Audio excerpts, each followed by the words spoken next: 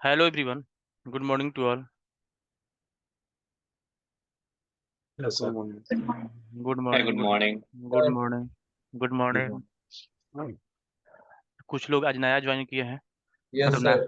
हाँ नया नहीं मतलब आप लोग शायद पिछले क्लास में आप लोग ज्वाइन नहीं किए थे नहीं सर. तो अ, थोड़ा इंट्रोडक्शन आप लोग दे दीजिए है ना शॉर्ट में कि कौन सी टेक्नोलॉजी पे काम कर रहे हैं डॉट नेट कोर पे काम किया है कि नहीं आपने और कितना सर, एक्सपीरियंस है। मेरा नाम आयुष त्यागी है और मैं मेरठ का रहने वाला हूँ. हम्म और मैंने वेब फोम टेक्नोलॉजी पे काम किया है. हम्म 3.5 ईयर एक्सपीरियंस. अच्छा और अब प्रोजेक्ट खत्म हो गए थे तो कंपनी वालों ने बोल दिया कि अब कहीं और देख लो, अब मिल नहीं रही जॉब. मैं अच्छा इस वजह से कि कोर टेक्नोलॉजी नहीं आती, और मैंने क्वेश्चन वगैरह इंटरव्यू की प्रिपरेशन करके करा भी, फिर हम्म प्रैक्टिकली में कि इंटरफेस कैसे कहाँ इम्प्लीमेंट किया, क्यों करते हैं, मतलब हम्म वहां पर जाता हूँ मिडिल वेयर क्यों लगाते हैं, मतलब डिपेंडेंसी इंजेक्शन कैसे अच्छा करते हैं. हाँ सर, प्रैक्टिकली में बड़ा ये होता है. तो मतलब अभी आप किस टेक्नोलॉजी पे काम कर रहे थे। Web form sir dot net में. अच्छा हाँ सर. ठीक है ठीक है तो यहाँ पे एकदम 3 से 4 महीने के अंदर बस आप ऐसा नहीं कि 3 से 4 महीने के बाद ट्राई करिएगा ट्राई तो आपको करते रहना है ना। वैसे आप मतलब 3 से 4 महीना में एकदम हर चीज आपको डॉट नेट से रिलेटेड एकदम आ जाएगा। ये केवल आएगा ही नहीं उसके आपके पास डीप नॉलेज रहेगा है ना तर्क हाँ के जी. साथ कि क्यों होता है आखिर डिपेंडेंसी इंजेक्शन यूज करते हैं तो इसका क्या बेनिफिट है हाँ ना। जी. तो ये सब चीज आपको समझ में आने लगेगा। ठीक है और और कोई नया अभी तो बहुत सारे लोग आए ही नहीं आज भी है ना देखिए आते रह रहे हैं। और सर जो है हम्म ना वो ट्रिकी क्वेश्चन बहुत पूछते हैं, मतलब किसका। इंटरफेस ट्रिकी वगैरह, जो मतलब सिनेरियो बेस्ड क्वेश्चन कि हाँ हाँ आपने प्रोजेक्ट में कहाँ पर यूज करें, वो भी हाँ आप कराओगे क्लियर. बिल्कुल बिल्कुल हर चीज का सिनेरियो तो होगा ही कि क्यों करते हैं कैसे करते हैं। देखिए तभी तो हमारा नंबर ऑफ क्लास 100 से ऊपर जाएगा है ना नहीं तो अगर आप केवल कंसेप्ट पढ़ाएंगे तो फटाफट फटाफट फटाफट हो जाएगा है ना हर चीज पर हाँ. टाइम देना पड़ेगा है ना क्योंकि देखिए ये टेक्नोलॉजी देखिए होता क्या है कि जब टेक्नोलॉजी नया होता है ना तो हाँ जी. उसमें कोई भीष्म पितामह बन करके नहीं बैठा हुआ होता है। टेक्नोलॉजी पुराना है ना टेक्नोलॉजी इन द सेंस कि जैसे डॉट नेट कोर है तो डॉट नेट कोर तो मान लीजिए कि अ, अभी अभी मान लीजिए कि नया है हुआ है ना लेकिन डॉट नेट से ये ना आगे बढ़ा हुआ है आखिर इसका बेस क्या है डॉट नेट है ना तो डॉट हाँ नेट जी. वालों ने डॉट नेट सीख लिया वो भीष्म पितामह बन के बैठे हुए हैं है ना उनके पास 20 साल 25 साल का एक्सपीरियंस है।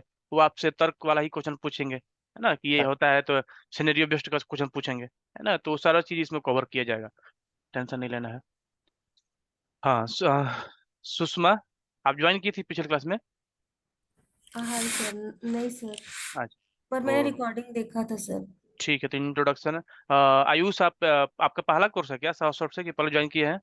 हाँ सर, पहली बार ज्वाइन किया, मैंने यूट्यूब से पढ़ता था पहले सर. अच्छा अच्छा हाँ जी. तो कोई आपको रिकमेंड किया है कि ज्वाइन करने के लिए या खुद से। नहीं सर, मैंने ऐसे ही मतलब यूट्यूब से देख के, और हम्म पहले एंगुलर पढ़ रहा था सर चंदन सर से. अच्छा अच्छा, फिर मैंने डॉट नेट कोर का ले लिया, क्योंकि ऐसे ऐसे क्वेश्चन पूछते हैं तो फिर कुछ करना ही पड़ेगा, बेस मजबूत नहीं है सर मेरा बिल्कुल भी. अच्छा ठीक है चलिए हाँ Sushma introduction please. Yes, sir. Hi everyone. Hi sir. Hmm My name is Sushma Kumari. Hmm I have total 8.8 years of experience in IT industry.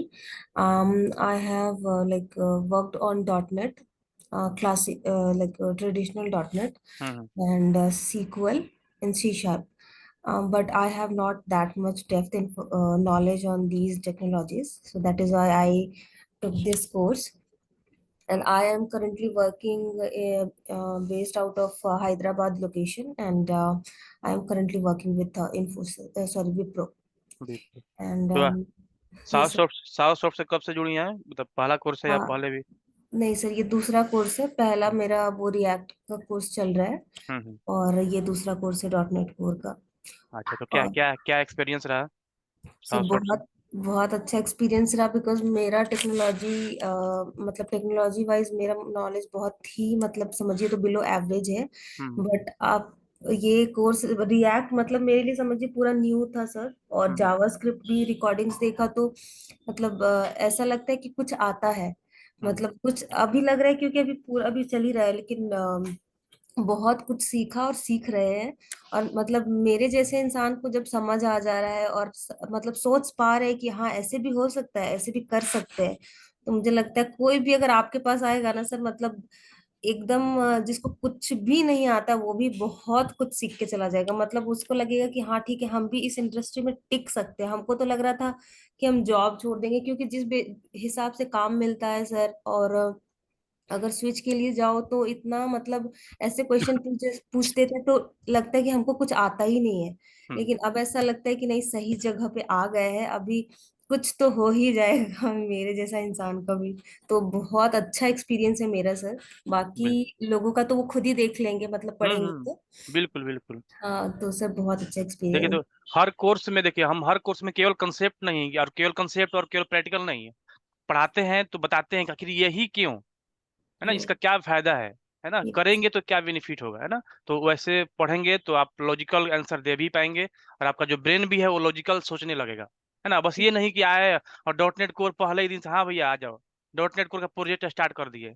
भाई ये सब तो कहीं पे मिल जाएगा, यूट्यूब पे जाइए ना, वो तो पहले ही एक बार आगे बताएगा भैया कि हम यहाँ पे नया प्लेलिस्ट शुरू कर रहे हैं डॉट नेट कोर का, और सेकेंड दिन में आएगा कि देखो डॉट नेट कोर यहाँ से डाउनलोड करना, इंस्टॉल करना है ना। लेकिन आपका बेस क्या है उनको क्या मतलब।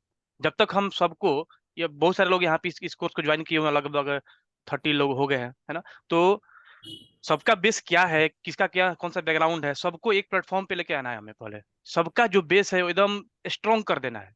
जब सबका लेवल सेम आ जाएगा बैकग्राउंड का, है ना, कि कोई किसी टेक्नोलॉजी से है, सबको हम डॉट नेट का जो बेस है वो स्ट्रॉन्ग कर देंगे, देन हम स्टार्ट करेंगे, है ना, कि चलो अब हम शुरू करते हैं अपना पहला चैप्टर। ठीक है, तो अब उसी के क्रम में है ना। अभी आप मान लीजिए डॉट नेट कोर का क्लास आप लोग कर रहे हैं, और डॉट नेट कोर कहाँ से आया हुआ है ना, तो वो हमें जानना पड़ेगा ना, तब तो हमारा बेस स्ट्रांग हो पाएगा ना, होगा ना, तब तो हम भीड़ से अलग होंगे। नहीं तो फिर हम उसी भीड़ सर में जाएंगे तो उस भीड़ में फिर हमें जॉब कहाँ मिलेगा। सर एक बाकी और बात थी। बोलिए। जैसे मेरा एक्सपीरियंस 3.8 है, हम्म तो मैं डॉट नेट कोर में अब आपसे मतलब सीख कर, तो हम्म। मैं 3.8 ही दिखाऊं या कम दिखाऊं सर रिज्यूम? कम क्यों दिखेगा भाई, कम इतना क्या। एक्सपीरियंस लेवल का हो जाएगा सर? 100%, उससे ज्यादा वो आपका कॉन्फिडेंस बताएगा, देखिए वो आपका कॉन्फिडेंस बताएगा, है ना। इतना कॉन्फिडेंस बताएगा कि अगर आपके पास रियली में एक्सपीरियंस है, हम तो फेक लगाने के लिए बोल नहीं रहे, रियली में अगर यस। आपके पास उतना एक्सपीरियंस है, हाँ हमारा कोर्स करने के बाद उतना आप डिजर्व करेंगे, है ना, यस सर। क्योंकि इसमें हम ईच एंड एवरीथिंग कवर करेंगे। इवन वेब एपीआई का भी प्रोजेक्ट कवर करेंगे, वेब एप्लीकेशन का भी प्रोजेक्ट कवर करेंगे, उतना कर लेंगे ना, तो एकदम आपको एमएनसी वाला जो है ना फील आने लगेगा, नहीं हमने एमएनसी में बैठ करके काम किया हुआ है, उस लेवल का प्रोजेक्ट भी रहेगा, है ना, सर छोटा उसका मोटा। फिर फ्रंट एंड भी करना पड़ेगा? क्या क्या। फ्रंट एंड भी करना पड़ेगा सर मुझे? Full rent and. स्टैक? हाँ, फ्रंट एंड एंगुलर वगैरह अच्छा भी करनी फ्रंट, नहीं पड़ेगी? नहीं, फ्रंट एंड नहीं, इसी में डॉट नेट कोड में फ्रंट एंड भी बनता है और बैक एंड बनता है, तो जरूरी नहीं है अभी, है ना, बाद में यस अपना सर। करते रहिएगा, है ना। लेकिन टेक्नोलॉजी तो आपको सीखते रहना पड़ेगा, है ना, टेक्नोलॉजी सर फ्रंट आपको एंड इसमें ब्लेजर यूज कर रहे हो, क्या कर रहे हो सब चीज करेंगे इसमें, है ना। सर? ये ब्लेजर देख, पेज वगैरह? हाँ जी हाँ जी हाँ जी। देखिए, हाँ करिश्मा, आप भी नहीं ज्वाइन की थी पिछले क्लास में। कि सर किए थे। आप किए थे। हाँ, सबसे ठीक। पहले इंट्रोडक्शन मैंने किया था। अच्छा अच्छा, हाँ हाँ, ठीक है। और कोई नया ज्वाइन किया, हाँ प्रदीप है, Pradeep Giri. Hi, good morning. Good morning Pradeep. Introduction please, short में कितना एक्सपीरियंस है, कौन सी टेक्नोलॉजी पे काम कर रहे हैं, डॉट नेट का क्या सीन है आपका। Okay, my name is Pradeep. Actually मेरा 10 प्लस ईयर का एक्सपीरियंस है, हम्म और मैं एंगुलर पे काम कर रहा हूँ। हम्म। और अभी फुल स्टैक में स्विच करना चाहता हूँ, इसलिए डॉट नेट कोर्स किया है, क्योंकि अच्छा। मेरा रिएक्ट जेएस का भी कोर्स हुआ है आपके यहाँ हम्म पे। हम्म। आप तो बहुत पहले से जुड़े हैं ना, बहुत यस पहले, यस, बहुत मतलब पहले से। लगभग मतलब 6-7 साल हो गए, है ना। Yes yes. ठीक है, जब 6-7 साल से जुड़े हैं तो आपसे हमें फीडबैक पूछने की जरूरत ही नहीं है कि नहीं। यस ठीक है, और सब लोग तो ज्वाइन किए ही थे पिछले क्लास में। प्रशांत, आप ज्वाइन किए थे क्या, प्रशांत। Yes sir. ठीक है, कल भी नेहा, था। नेहा, नेहा नाम से कोई है। ठीक है, चलिए स्टार्ट करते हैं, है ना। अब अपना आते रहेंगे लोग, अब डेली के डेली हम लोग इंट्रोडक्शन नहीं करेंगे क्योंकि सेकेंड ओरिएंटेशन क्लास था, है ना। हाँ हाँ बोलिए। आप ज्वाइन, आपका वॉइस क्लियर नहीं आ रहा है। अभी क्लियर है सर? नहीं, वॉइस क्लियर नहीं आ रहा आपका। बोलिए बोलिए, समझ सकते हो तो। जी सर, मैंने लास्ट क्लास में ज्वाइन किए थे सर। मैंने पहले एंड्रॉइड के क्लासेस ज्वाइन किए थे। मेरी टोटल एक्सपीरियंस 6 इयर्स है। अच्छा जी, मेरी बेसिक्स थोड़े बहुत वीक है सर सी शार्प में, सो दैट कि मैंने ये क्लासेस ज्वाइन किए हैं। अच्छा, ठीक है। तो मतलब ओवरऑल लगभग लगभग 95% लोगों का जो बेस है, जो फंडामेंटल कंसेप्ट है, वो हमें वीक समझ में आ रहा है ना। तो इसलिए चलिए कोई दिक्कत, हाँ कुछ कोई दिक्कत नहीं। कॉन्सेप्ट स्पेशली मेरी बहुत ज्यादा वीक है सर, लॉजिक हाँ बिल्ड नहीं कर पाती हूँ जल्दी। बिल्कुल बिल्कुल, देखिए तो उसी चीज के लिए हमने इस डॉट नेट में सी शार्प को ऐड किया हुआ है ना। पहले हम लोग जब ये बैच स्टार्ट करने वाले थे तो हम लोग सोच रहे थे कि इस बैच में सी शार्प को ऐड किया जाए या नहीं ऐड किया जाए, या रिकॉर्डिंग दे दिया जाए अलग से, मतलब free of cost C sharp का। तो हम लोग ने सोचा कि डॉट नेट कोर बिना सी शार्प के तो कुछ है ही नहीं, कोई वजूद ही नहीं रहेगा डॉट नेट कोर का, क्योंकि सी शार्प एक उफ्स के कंसेप्ट पे डिपेंड है ना। उफ्स लैंग्वेज है, और जब तक आपका उफ्स स्ट्रांग नहीं होगा, जितना ज्यादा स्ट्रांग होगा उतना ही ज्यादा मजा आएगा। और अगर स्ट्रांग नहीं होता है तो फिर डॉट नेट पढ़ने का कोई फायदा ही नहीं है ना। इसलिए हमने लाइव रखा हुआ है सी शार्प, ताकि आप क्वेश्चन कर पाए। ये नहीं कि रिकॉर्डिंग दे दें, और क्योंकि देखिए रिकॉर्डिंग हम उस चीज का दे देते हैं, चलो ये थोड़ा सा इजी कंसेप्ट है, चलो अलग से दे देते हैं फ्री ऑफ कॉस्ट, है ना। लेकिन सी शार्प का रिकॉर्डिंग अगर दे देते हैं तो फिर दिक्कत हो जाता है। इसलिए हम लोग इसमें लाइव रखे हुए हैं सी शार्प, ठीक है। जब हम प्रोजेक्ट क्रिएट करते हैं ना तो पता नहीं प्रोजेक्ट कहाँ पर क्या है, क्यों यूज करना है। वॉइस वॉइस आप लोग वॉइस का ध्यान में रखेंगे, आवाज क्लियर नहीं आ रहा है ना, हेडफोन का यूज करेंगे आप लोग। Okay sir. अब आ सर रहा है। हमारे जो प्रोजेक्ट क्रिएट वगैरह करते हैं ना, हम्म और जब कोडिंग करते हैं तो जैसे ओप्स हमने पढ़ ली हम्म तो हम्म। पता ही नहीं लगता कि कहाँ पर यूज करना है ये कंसेप्ट, मतलब ऐसे ही हो जाता है सर। भाई उफ्स पढ़ने के बाद तो लोग 10 साल का एक्सपीरियंस हो जाता है, फिर भी बोलते हैं कि अरे हमने उस उफ्स का कंसेप्ट इसमें यूज कहाँ किया है कि नहीं है। नॉर्मल सा चीज यूज कर कर करके पूरा जिंदगी बीत जाता है ना। लेकिन हाँ वैसा नहीं जी। होगा। देखिए अगर आपके पास नॉलेज रहेगा तब तो यूज कर पाएंगे, है यस ना। सर। तो वो जरूरी है कि पहले पहले नॉलेज हो, वो भी रियल रियल वर्ल्ड सिनेरियो पर नॉलेज हो, तब हम उसको अपने प्रोजेक्ट में इंप्लीमेंट कर पाएंगे। नहीं तो फिर नॉर्मल तरीके से आप उसी काम को कर लेंगे। अगर आपका उप्स स्ट्रांग है तो कितना भी कॉम्प्लिकेटेड अगर डेटा है ना, उसको आप उप्स में कन्वर्ट कर पाएंगे, उप्स के थ्रू उसको अचीव कर पाएंगे। अगर नहीं है नॉलेज तो फिर आप मतलब बहुत सारे को देखा ये लूप चला करके इसमें डेटा सेट करना, ऐसे तोड़ तोड़ के मरोड़ के जोड़ के फिर अपना काम करते हैं, क्योंकि नॉलेज ही नहीं है उसका, है ना, कि कैसे क्या होगा। ठीक है, तो वो सब चीज यहाँ पर हम रियल एक्सपीरियंस सी शार्प के क्लास में ही आपको लोगों को मिल जाएगा, है ना। देखिए तो स्टार्ट करते हैं। सबसे पहले आप जिनका भी पिछला क्लास छूट चुका है ना, वो आप जा करके देख लीजिएगा। ठीक है, अभी हम लोग कुछ कुछ फंडामेंटल चीजें देख रहे हैं, बेसिक। ठीक है, जो डॉट नेट जो हमारे इस कोर्स से रिलेटेड है, जो हमारे इस कोर्स से रिलेटेड है ना। क्योंकि हमें अपना बेस स्ट्रॉन्ग करना है, हर चीज हमें पता होना चाहिए। ऐसा नहीं कि हमने कोर्स तो कर लिया, प्रोजेक्ट बनाने भी लगा मैं, लेकिन अगर कोई एक बेसिक सा चीज फंडामेंटल हमारा क्लियर ही नहीं है ना। हमने आप वही बात है कि आप सपोज कर लीजिए कि ह्यूमन पर आपने पीएचडी कर लिया, है ना, और लेकिन ह्यूमन का हिस्ट्री ही नहीं पता है कि ह्यूमन आया कहाँ से आखिर है, आसमान से टपक गया एक ही बार में। मान लीजिए कि आपने पीएचडी कर लिया ह्यूमन पे, है ना, कि भैया क्या है क्या नहीं, और कोई पूछ लिया कि भैया इसका मतलब कहाँ से आया है, ये मतलब कहाँ से उत्पत्ति हुआ है ह्यूमन का, है ना, क्या डायमेंशन है, क्या इवॉल्विंग डायमेंशन है, कैसे डेवलप हुआ है ह्यूमन, है ना। तो आपको पता ही नहीं रहेगा तो फिर आप क्या किस बात का पीएचडी भाई, है ना। तो ठीक उसी तरीके से हम लोग आज इस कोर्स में देखने वाले हैं, आज के क्लास में, कि the journey of ASP.NET Core MVC, है ना। कि यानी कि जो ये जो हमारा कोर्स है ASP.NET Core MVC, है ना, इसका क्या जर्नी रहा है ना। मतलब अभी ये अपने डॉट नेट का ये ASP.NET Core MVC तक पहुंचा हुआ है, इस फेज पर पहुंचा हुआ है ना। ये सबसे लेटेस्ट तक पहुंचा हुआ है। जैसे अभी इसमें ASP.NET Core 9 10 हम लोग यूज करेंगे, अभी 10 अभी उसमें है, क्या बोलते हैं, RC रिलीज में है ना। मतलब प्रोडक्शन के लिए आप इसको यूज नहीं कर सकते, है ना। मतलब आप इसको डेवलपमेंट में भी सीख सकते हैं, 1 महीना के बाद 10-15 दिन के बाद आइए, मतलब आ जाएगा .NET Core 10 भी, है ना। तो हम लोग इसमें 9 से शुरू करेंगे और 10 10-15 दिन के बाद आ जाएगा तो 10 भी यूज करने लगेंगे, है ना। यानी कि 9 और 10 जो एकदम लेटेस्ट रहेगा उसको हम लोग इसमें कवर करेंगे। अब इवन केवल यही नहीं, इसमें हम लोग बहुत कुछ पीछे के वर्जन के भी हम लोग जो ब्रेकिंग चेंज रहेंगे उसको भी साथ साथ देखते चलेंगे कि पहले ऐसे करते थे लेकिन अब आपको ऐसे करना है, क्योंकि हो सकता है कि आपको पुराना प्रोजेक्ट मिल जाए तो आप वहां पर भी सर्वाइव कर पाएंगे, है ना। तो सबसे पहले हम लोग जानेंगे कि इसका क्या जर्नी रहा है, कैसे यहाँ तक, क्योंकि ये जो कोर्स है ASP.NET Core MVC, है ना, ये वेब डेवलपमेंट का पार्ट है, वेब डेवलपमेंट टेक्नोलॉजी है ना। तो हम जानेंगे कि आखिर वेब डेवलपमेंट के क्षेत्र में ये कैसे यहाँ तक पहुंचा। माइक्रोसॉफ्ट का चूंकि ये प्रोडक्ट है तो माइक्रोसॉफ्ट क्या डायरेक्ट ये लेकर के आ गया था? नहीं। जैसे हम लोग भी धीरे धीरे ग्रोथ करके कर करके यहाँ तक पहुंचे हुए हैं, है ना। पहले कहीं पे कुछ पढ़े, बीटेक किए, कहीं पर एज ए फ्रेशर हम लोग काम किए, पैसा नहीं मिलता था, फिर पैसा मिलना शुरू हुआ, फिर कंपनी छोड़ के MNC में गए, फिर छोटे कंपनी, मतलब क्या हमारा हिस्ट्री रहा हुआ है। ठीक उसी तरीके से हम लोग ASP.NET Core का हम लोग हिस्ट्री जानेंगे, है ना, जिसको समझने में आप लोगों को लगेगा आधा घंटा। आप लोग आधा घंटा सत्यनारायण बाबा की कथा की तरह आप लोग सुनिए, समझिए, जो भी क्रॉस क्वेश्चन होगा आप लोग आराम से करिएगा, लेकिन पहले इसको आप समझिए एक स्टोरी की तरह कि आखिर क्या इसका हिस्ट्री रहा है ना।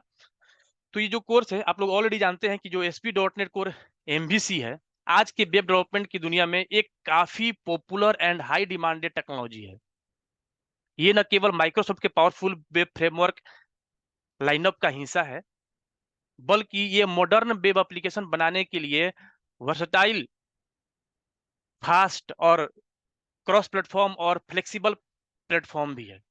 कहने का मतलब ये है कि ये इतना ज्यादा हाई डिमांड पे है ना, जिसका कोई हद नहीं है। और ये जो ASP.NET Core MVC है, ये कोई जो ट्रेडिशनल .NET है उसका वो जो .NET फ्रेमवर्क है ट्रेडिशनल, उसके लाइनअप का ये पार्ट नहीं है, यानी कि उसका ये नेक्स्ट वर्जन नहीं है, ये टोटली चेंज है।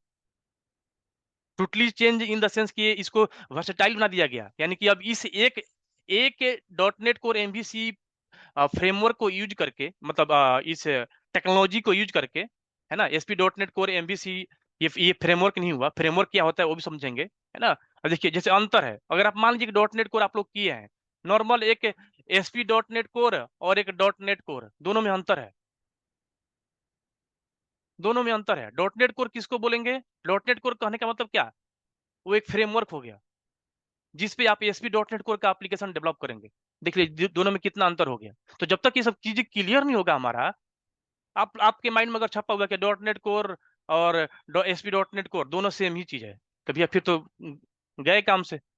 तो हम लोग एक एक चीज एकदम बिल्कुल, जो छोटी सी भी जो चीज है ना उसको भी हम लोग यहाँ पर कैच करेंगे और समझेंगे, है ना। वो सब अभी आगे सब कुछ आएगा आपके माइंड में। आपका जो एक भी ऐसा पॉइंट नहीं रहेगा जो आपसे कोई पूछ दे और हम उसको पढ़ाए नहीं हो, है ना। अब ऐसा नहीं कि भैया आप इसमें कोई अदर टेक्नोलॉजी का ला करके मिक्स कर दीजिए कि भैया सर इसमें कुबरनेट बढ़ा दीजिए, सर इसमें डेवऑप्स पढ़ा दीजिए, है ना। वो सब तो अलग टेक्नोलॉजी हो गया, उसका अलग कोर्स है ना। लेकिन जो इस कोर्स से रिलेटेड जो भी चीजें हैं, चाहे वो छोटी से छोटी पॉइंट हो चाहे बड़ी से बड़ी पॉइंट हो, वो सब कुछ इसमें कवर किया जाएगा, है ना।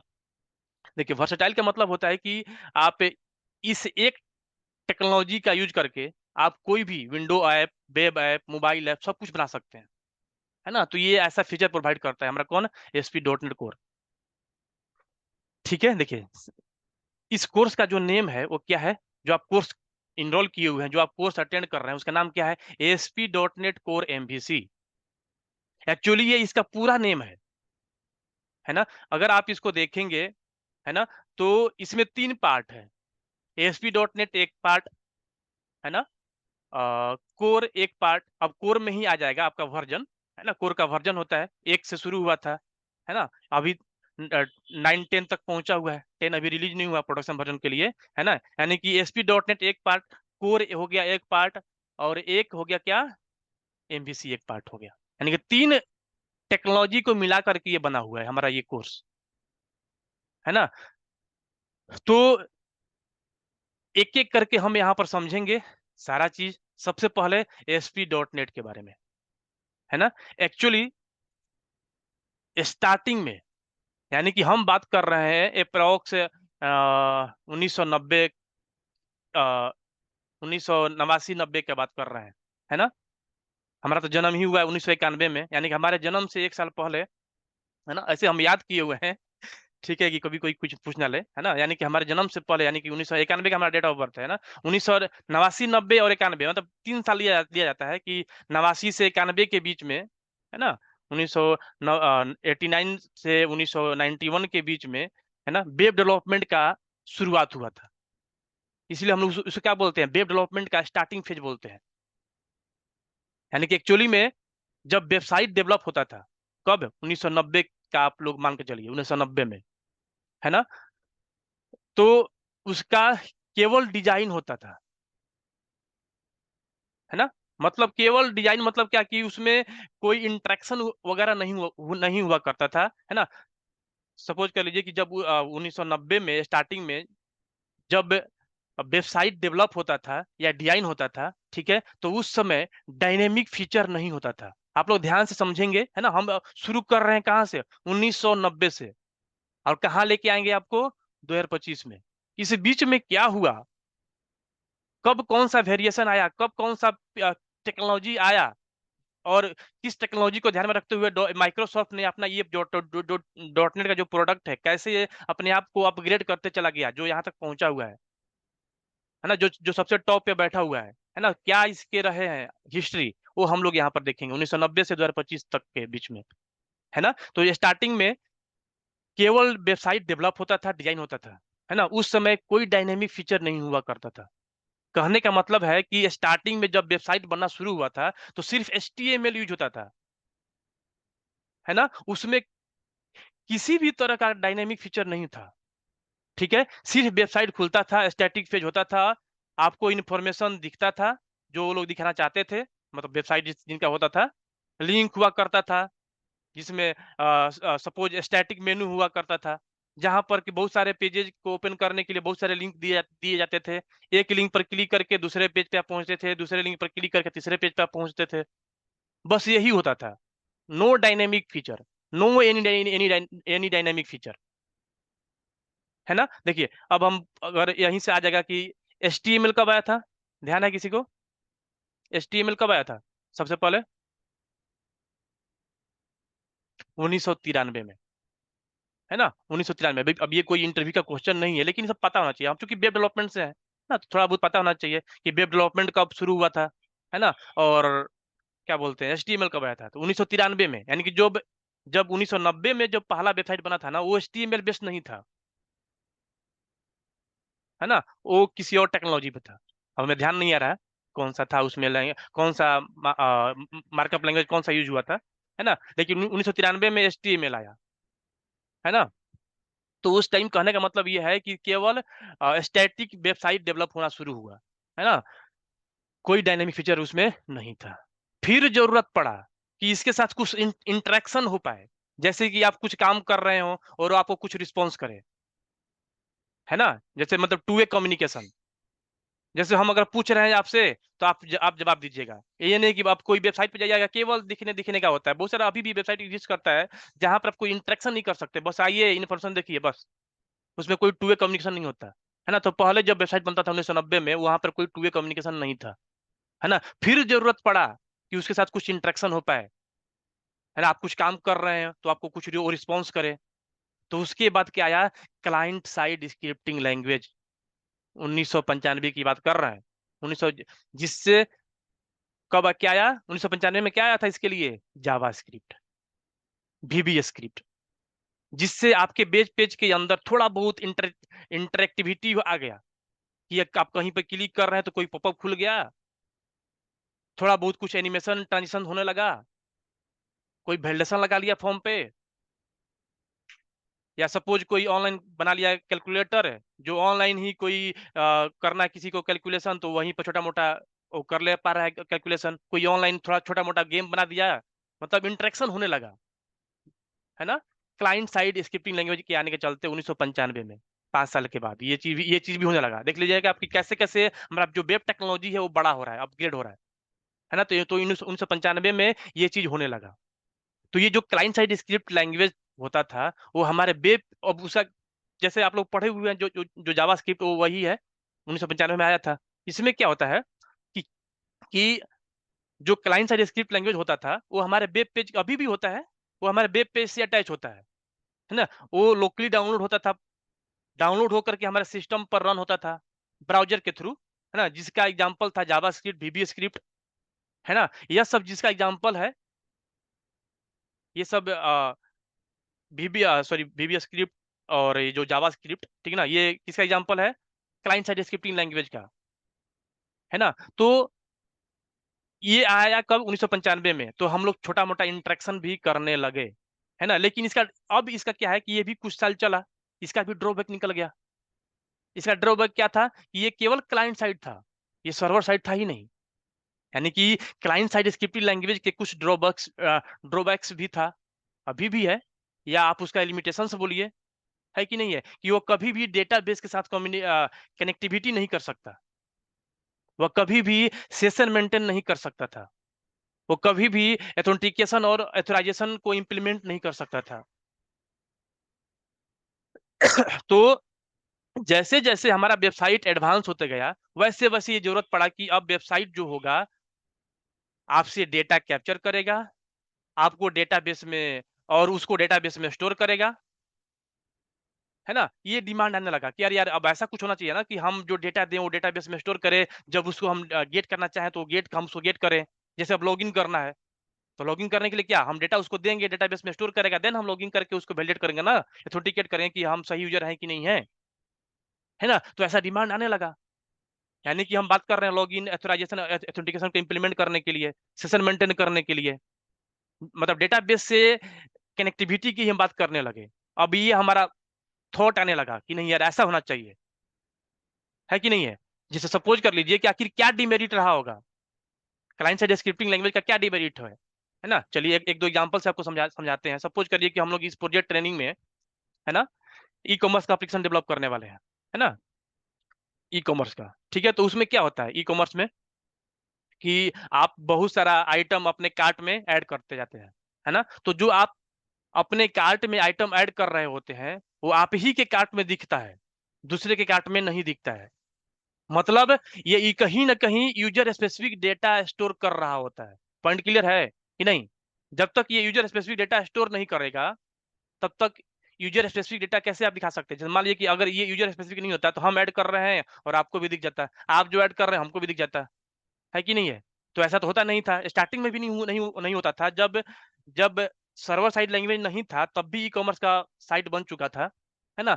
तो उस टाइम पे भी यूजर स्पेसिफिक डेटा ही हम लोग स्टोर करते थे, लेकिन उस टाइम सर्वर से कोई उसका लेना देना नहीं था, सब कुछ क्लाइंट साइड पे ही हम लोग उसको इंप्लीमेंट करते थे। तो उसको वैसे सेशन के डेटा को, जो मान लीजिए अपने जो कार्ट में आपने आइटम ऐड कर लिया, तो उसको हम लोग कहाँ लोकली अपने सेशन में स्टोर करते थे क्लाइंट साइड स्क्रिप्टिंग लैंग्वेज की मदद से। लेकिन उसका डिमेरिट क्या है कि पेज रिलोड हुआ तो डेटा लॉस, या मान लीजिए आपने ऐड टू कार्ट कर लिया, अभी खरीदना नहीं है, आपने बंद कर दिया, दोबारा ओपन करेंगे लैपटॉप, वेबसाइट आपने ओपन किया तो वो डेटा मिलेगा आपको नहीं, क्योंकि वो कहीं पे स्टोर तो है नहीं सर्वर पे, है ना। हालांकि अब तो ऐसा आ चुका है क्या, अब क्या आ गया है कि आप जैसे ही ऐड टू कार्ट करते हैं, जैसे ही आप कंपेयर लिस्ट में ऐड करते हैं, जैसे ही आप विश लिस्ट में ऐड करते हैं, कुछ भी आप करते हैं ना, उसको हम लोग डेटाबेस में स्टोर करते हैं ताकि वो आपको हमेशा मिलता रहे। जब भी आप लॉगिन करें, अदर डिवाइस पे भी लॉगिन करिए, कहीं पे भी डिवाइस, किसी भी डिवाइस पर, कहीं पर भी, किसी भी लोकेशन से आप लॉगिन करिएगा, है ना, आपका जो भी सेशन में डेटा आप रखे होंगे कार्ट का या जो भी चीज है का डेटाबेस में के अंदर, वो आपको वहां पर अवेलेबल रहेगा, है ना। आप उसको आगे प्रोसीड कर सकते हैं, है ना। तो ये उसका डिमेरिट था क्लाइंट साइड का लैंग्वेज का। अब हम चूंकि सर्वर अभी उस डिमेरिट को सर्वर साइड लैंग्वेज से ही दूर किया जा सकता था,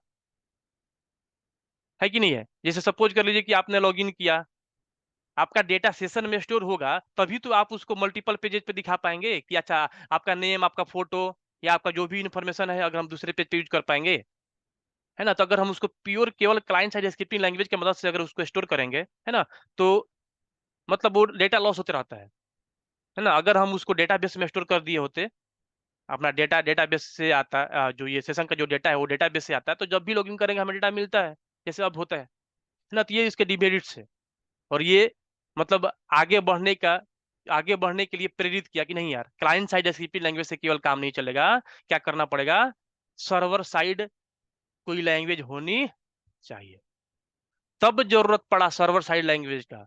ठीक है, तो आप बोल सकते हैं कि सर्वर साइड लैंग्वेज का फिर जमाना आ गया। क्लाइंट साइड स्क्रिप्ट लैंग्वेज में सपोज करिए कि जावास्क्रिप्ट की हम बात कर रहे हैं, वीबी स्क्रिप्ट तो मान लीजिए अब आप लोग को वीबी स्क्रिप्ट से कोई मतलब ही नहीं है ना, लेकिन जावास्क्रिप्ट से तो मतलब है, अभी भी चल रहा है ना। तो जावास्क्रिप्ट का जो कोड आप लिखते थे, है ना, मान लीजिए हमने लिखा जावास्क्रिप्ट का कोड, ठीक है, तो क्या होता था कि वो HTML के पेज के साथ जावास्क्रिप्ट का भी कोड लोकल कंप्यूटर पर डाउनलोड होता था, अभी भी होता है। जैसे आप मान लीजिए कि अपने HTML पेज के साथ आपने जावास्क्रिप्ट का कोड लिख दिया, आप यहाँ से उसको क्या कर दिए, रन किए, है ना, तो क्या जाता था क्लाइंट के ब्राउजर के पास, आपके ब्राउजर मतलब लोकली वो कोड डाउनलोड होगा और वो फिर इवेल्युएट होकर के आपको आउटपुट देता है ना, यानी कि आपके वो लोकल कंप्यूटर पर जहां पर वो ब्राउजर एग्जिस्ट कर रहा है यूजर का, क्लाइंट का, वहां पर वो जावास्क्रिप्ट का कोड डाउनलोड होता था और रन करके आपको आउटपुट देता था। बट सर्वर साइड लैंग्वेज में ऐसा नहीं होता है। सर्वर साइड लैंग्वेज को हम लोग इसलिए सर्वर साइड बोलते हैं क्योंकि ये एक ऐसा स्क्रिप्ट होता है, एक ऐसा कोड होता है जो हमारे लोकल कंप्यूटर पर डाउनलोड नहीं होता है, वह सर्वर पर ही रन करता है। आई बात समझ में क्या? सर्वर पर ही रन होता है, क्लाइंट के थ्रू, मतलब क्लाइंट एप्लीकेशन जो है हमारा जो बीबी साइट है उसके थ्रू मान लीजिए रिक्वेस्ट आता है ना, तो क्या होता है, रिक्वेस्ट जैसे ही आपने किया तो सर्वर के पास जाएगा, सर्वर वहीं से हमारे रिक्वेस्ट को ले लेगा, वहीं से सर्वर से, और सर्वर के पास ही रन करेगा और वहीं से प्रोसेस करके उसका वो रिस्पॉन्स, जो उसका रिस्पॉन्स होगा वो क्लाइंट को भेज देगा। क्लाइंट के पास कोई भी कोड एग्जीक्यूट नहीं होगा। इससे क्या हो गया, सिक्योरिटी मेंटेन हो गया, सिक्योरिटी आपका स्ट्रांग हो गया। अगर हम क्लाइंट के पास सब कुछ करने लगेंगे, है ना, तो फिर तो सिक्योरिटी का हमारा यहाँ पर मिसयूज हो सकता है ना। तो सर्वर साइड लैंग्वेज में फायदा ये मिल जाता है कि उसके पास बहुत सारा फैसिलिटी आ जाता है, जैसे डेटाबेस से इंटरेक्शन होना, है ना, अच्छे तरीके से सेशन का मैनेजमेंट होना, एथेंटिकेशन और एथोराइजेशन का होना, है ना, मतलब जो भी डायनेमिक काम आपको सर्वर पर रहते हुए करना है वो आप उसके साथ कर सकते हैं। स्टार्टिंग में जो हमारे पास सर्वर साइड लैंग्वेज आया था, है ना, वो उसका नाम था CGI इंटरफेस करके था, है ना, CGI कॉमन इंटरफेस। जब पहली बार सर्वर साइड, अब इस चीज को ध्यान रखते हुए पहली बार डेवलप किया गया क्या, CGI कॉमन इंटरफेस, पता नहीं यार अब उतना ध्यान, CGI कॉमन गेटवे इंटरफेस, है ना, CGI कॉमन चलिए अब मिलेगा भी नहीं, बहुत पहले का बात है ना, हालांकि मिल तो जाएगा। CGI कॉमन, देखिए अब CGI कॉमन इसमें था कि नहीं था अब उतना ध्यान नहीं है, पिछले बैच में क्या पता पढ़ाया थी नहीं पढ़ाया था, ठीक है। तो क्या था, CGI कॉमन गेटवे इंटरफेस नाम से आया था क्या, पहली बार सर्वर साइड लैंग्वेज, है ना। तो आया, थोड़ा सा चला, फिर थोड़ा सा और एडवांसमेंट हुआ कि नहीं यार ये आया, इसमें ऐसे नहीं है यार, ये ऐसे होता तो मजा आता, जैसे इन्हांसमेंट होते रहता है कि नहीं, हमारे जैसे जैसे हम लोग जो फैशन का है इन्हांसमेंट नहीं होता है, होता है। जैसे हम लोग पहले जन्म हुआ था, है ना, तो थोड़ा सा बड़े हुए थे तो हम लोग देखते थे कि पापा वगैरह का जो फुल पैंट होता था ना वो पतला होता था, तो हम लोग हंसते थे कि और ये कौन सा जमाना था उस टाइम, क्योंकि उस टाइम हम लोग का जो फुल पैंट हुआ करता था वो नीचे चौड़ा अमिताभ बच्चन वाला जो स्टाइल था, है ना, उसको पता नहीं क्या बोलते थे, वो चलता था। तो हम लोग लगता था कि यार इतने पतले पतले आप लोग कैसे पहनते थे, है कि नहीं यार। फिर हम लोग ने जब बीटेक वगैरह में जब आए उस दौरान फिर से वही ट्रेंड आ गया, है ना, क्या कि ये दौर ये जो दौर है जो फैशन का भी, ये क्या इसमें भी इन्हांसमेंट होता रहता है, तो टेक्नोलॉजी में भी इन्हांसमेंट होता है ना। जो पहली बार आया सर्वर साइड लैंग्वेज उसमें इन्हांसमेंट हुआ, तो माइक्रोसॉफ्ट लेकर के आया क्या, ASP। देख लीजिए अब यहाँ से अब माइक्रोसॉफ्ट ने अपना कदम रख दिया, क्या लेके आया माइक्रोसॉफ्ट, ASP मतलब एक्टिव सर्वर पेज। जावा लेके आया क्या, JSP, जावा सर्वर पेज, है ना, JSP मतलब जावा सर्वर पेजेज, ठीक है। और PHP भी लेके आया था, PHP भी आ गया था उसी टाइम पे, वो भी सर्वर साइड काम करता है। तो कहने का मतलब है कि ऐसे करके बहुत सारे मार्केट के अंदर सर्वर साइड स्क्रिप्टिंग लैंग्वेज आ गया था, जिसके थ्रू सर्वर साइड लैंग्वेज का कोडिंग किया जाता था। ऐसा स्क्रिप्ट लिखा जाता था जो सर्वर पर रहते हुए रन करता था, वहीं से काम करके क्लाइंट से रिक्वेस्ट लिया, प्रोसेस किया और वहीं से आपको रिस्पॉन्स कर दिया। क्लाइंट साइड कोई कोड एग्जीक्यूट ही नहीं करता था। सिक्योरिटी बढ़ा, सब कुछ सर्वर से मैनेज होने लगा, तो अब आपको डेटा लॉस होने का, सेशन लॉस होने का कोई झंझट ही नहीं रहा, है ना। तो ये दौर बहुत लंबा चला, है ना, ये चला बहुत टाइम तक। लेकिन अब देखिए, लेकिन जब 2002 के आसपास की बात कर रहे हैं हम, 2002 के आसपास में माइक्रोसॉफ्ट एक टेक्नोलॉजी लेकर के आया, डॉटनेट टेक्नोलॉजी, जो हम अभी पढ़ रहे हैं। एएसपी तो आ चुका था, देख लीजिए, इसमें से जो एएसपी था, एएसपी किस लिए आया? सर्वर साइड लैंग्वेज लेकर के। पॉइंट क्लियर है क्या? हाँ या ना? Yes sir. हम एएसपी को लेके आ गए, है ना। लेकिन अभी देखिए, हमें यहाँ तक पहुंचना है, डॉटनेट लेके आना है, कोर लेके आना है, एमबीसी लेके आना है ना। ये सब पढ़ लेंगे ना तो भाई, मतलब किसी को बताइएगा तो लगेगा नहीं यार, बंदा में या बंदी में दम है यार, मतलब, है ना। ये हम कोई कहीं पे आपको लिखा हुआ नहीं मिलेगा, है ना। ये सब हम लोग जैसे होता है ना कि जो लोग भीष्म पितामह बने थे, वो सब हम लोग को स्टार्टिंग में सिखाते थे। अच्छा देखो, तुमको पता है कहाँ से क्या हुआ, मतलब अब जब जाइएगा ना, एक अच्छे एक्सपीरियंस होटल के पास है, कुछ चीज पूछिएगा, अगर आप भी आपके अंदर जुनून है ना, तो कुछ सिखाने की कोशिश करेगा, है ना, कि चलो आ जाओ, ठीक ना। तो हमें याद है, क्योंकि हम ये चीज हम कहीं से पढ़े नहीं थे, मतलब थोड़ा सा और मतलब पढ़े हैं, ऐसा नहीं है, लेकिन स्टार्टिंग में कोई हमें बताया था कि देखो, तुमको पता है क्या होता है, ये ऐसे ऐसे शुरू हुआ है, वेब डेवलपमेंट यहाँ से आया, है ना। www मतलब जो है वो कहाँ से कब आया, कैसे कब इंटरनेट हुआ, मतलब पूरा एकदम डायग्राम बना करके हमें एक समझाए थे। अब वो पता नहीं उनका एक्सपीरियंस, वो 60 साल के हो, 70 साल के हो गए होंगे, हैं कि नहीं अभी पता नहीं है अब, है ना। वो फेसबुक पे थे, अब फेसबुक भी उनका एक्टिव नहीं है ना। कॉन्टेक्ट करने की सोचते हैं, लेकिन बहुत पढ़ाते थे वो, है ना। तो उस टाइम से अब वो उनका सोच वैसा था, स्टार्टिंग से हर चीज को शुरू करते थे, है ना। तो इसलिए हम लोग को भी लगता है कि नहीं यार, अब ऐसा नहीं कि केवल आप मॉडर्न है तो केवल आपको बस लेटेस्ट चीजें पढ़ा दी जाए, आपको उसका हिस्ट्री पता होना चाहिए, तब तो मजा आएगा ना। अभी ये जैसे आप देख लिए कि अच्छा भैया एसपी क्यों आया, अब आपके पास रीजन है बोलने का कि नहीं है, बताइए। कंसेप्ट आ गया ना कि एसपी क्यों आया, क्लियर है? Yes, sir. ठीक है।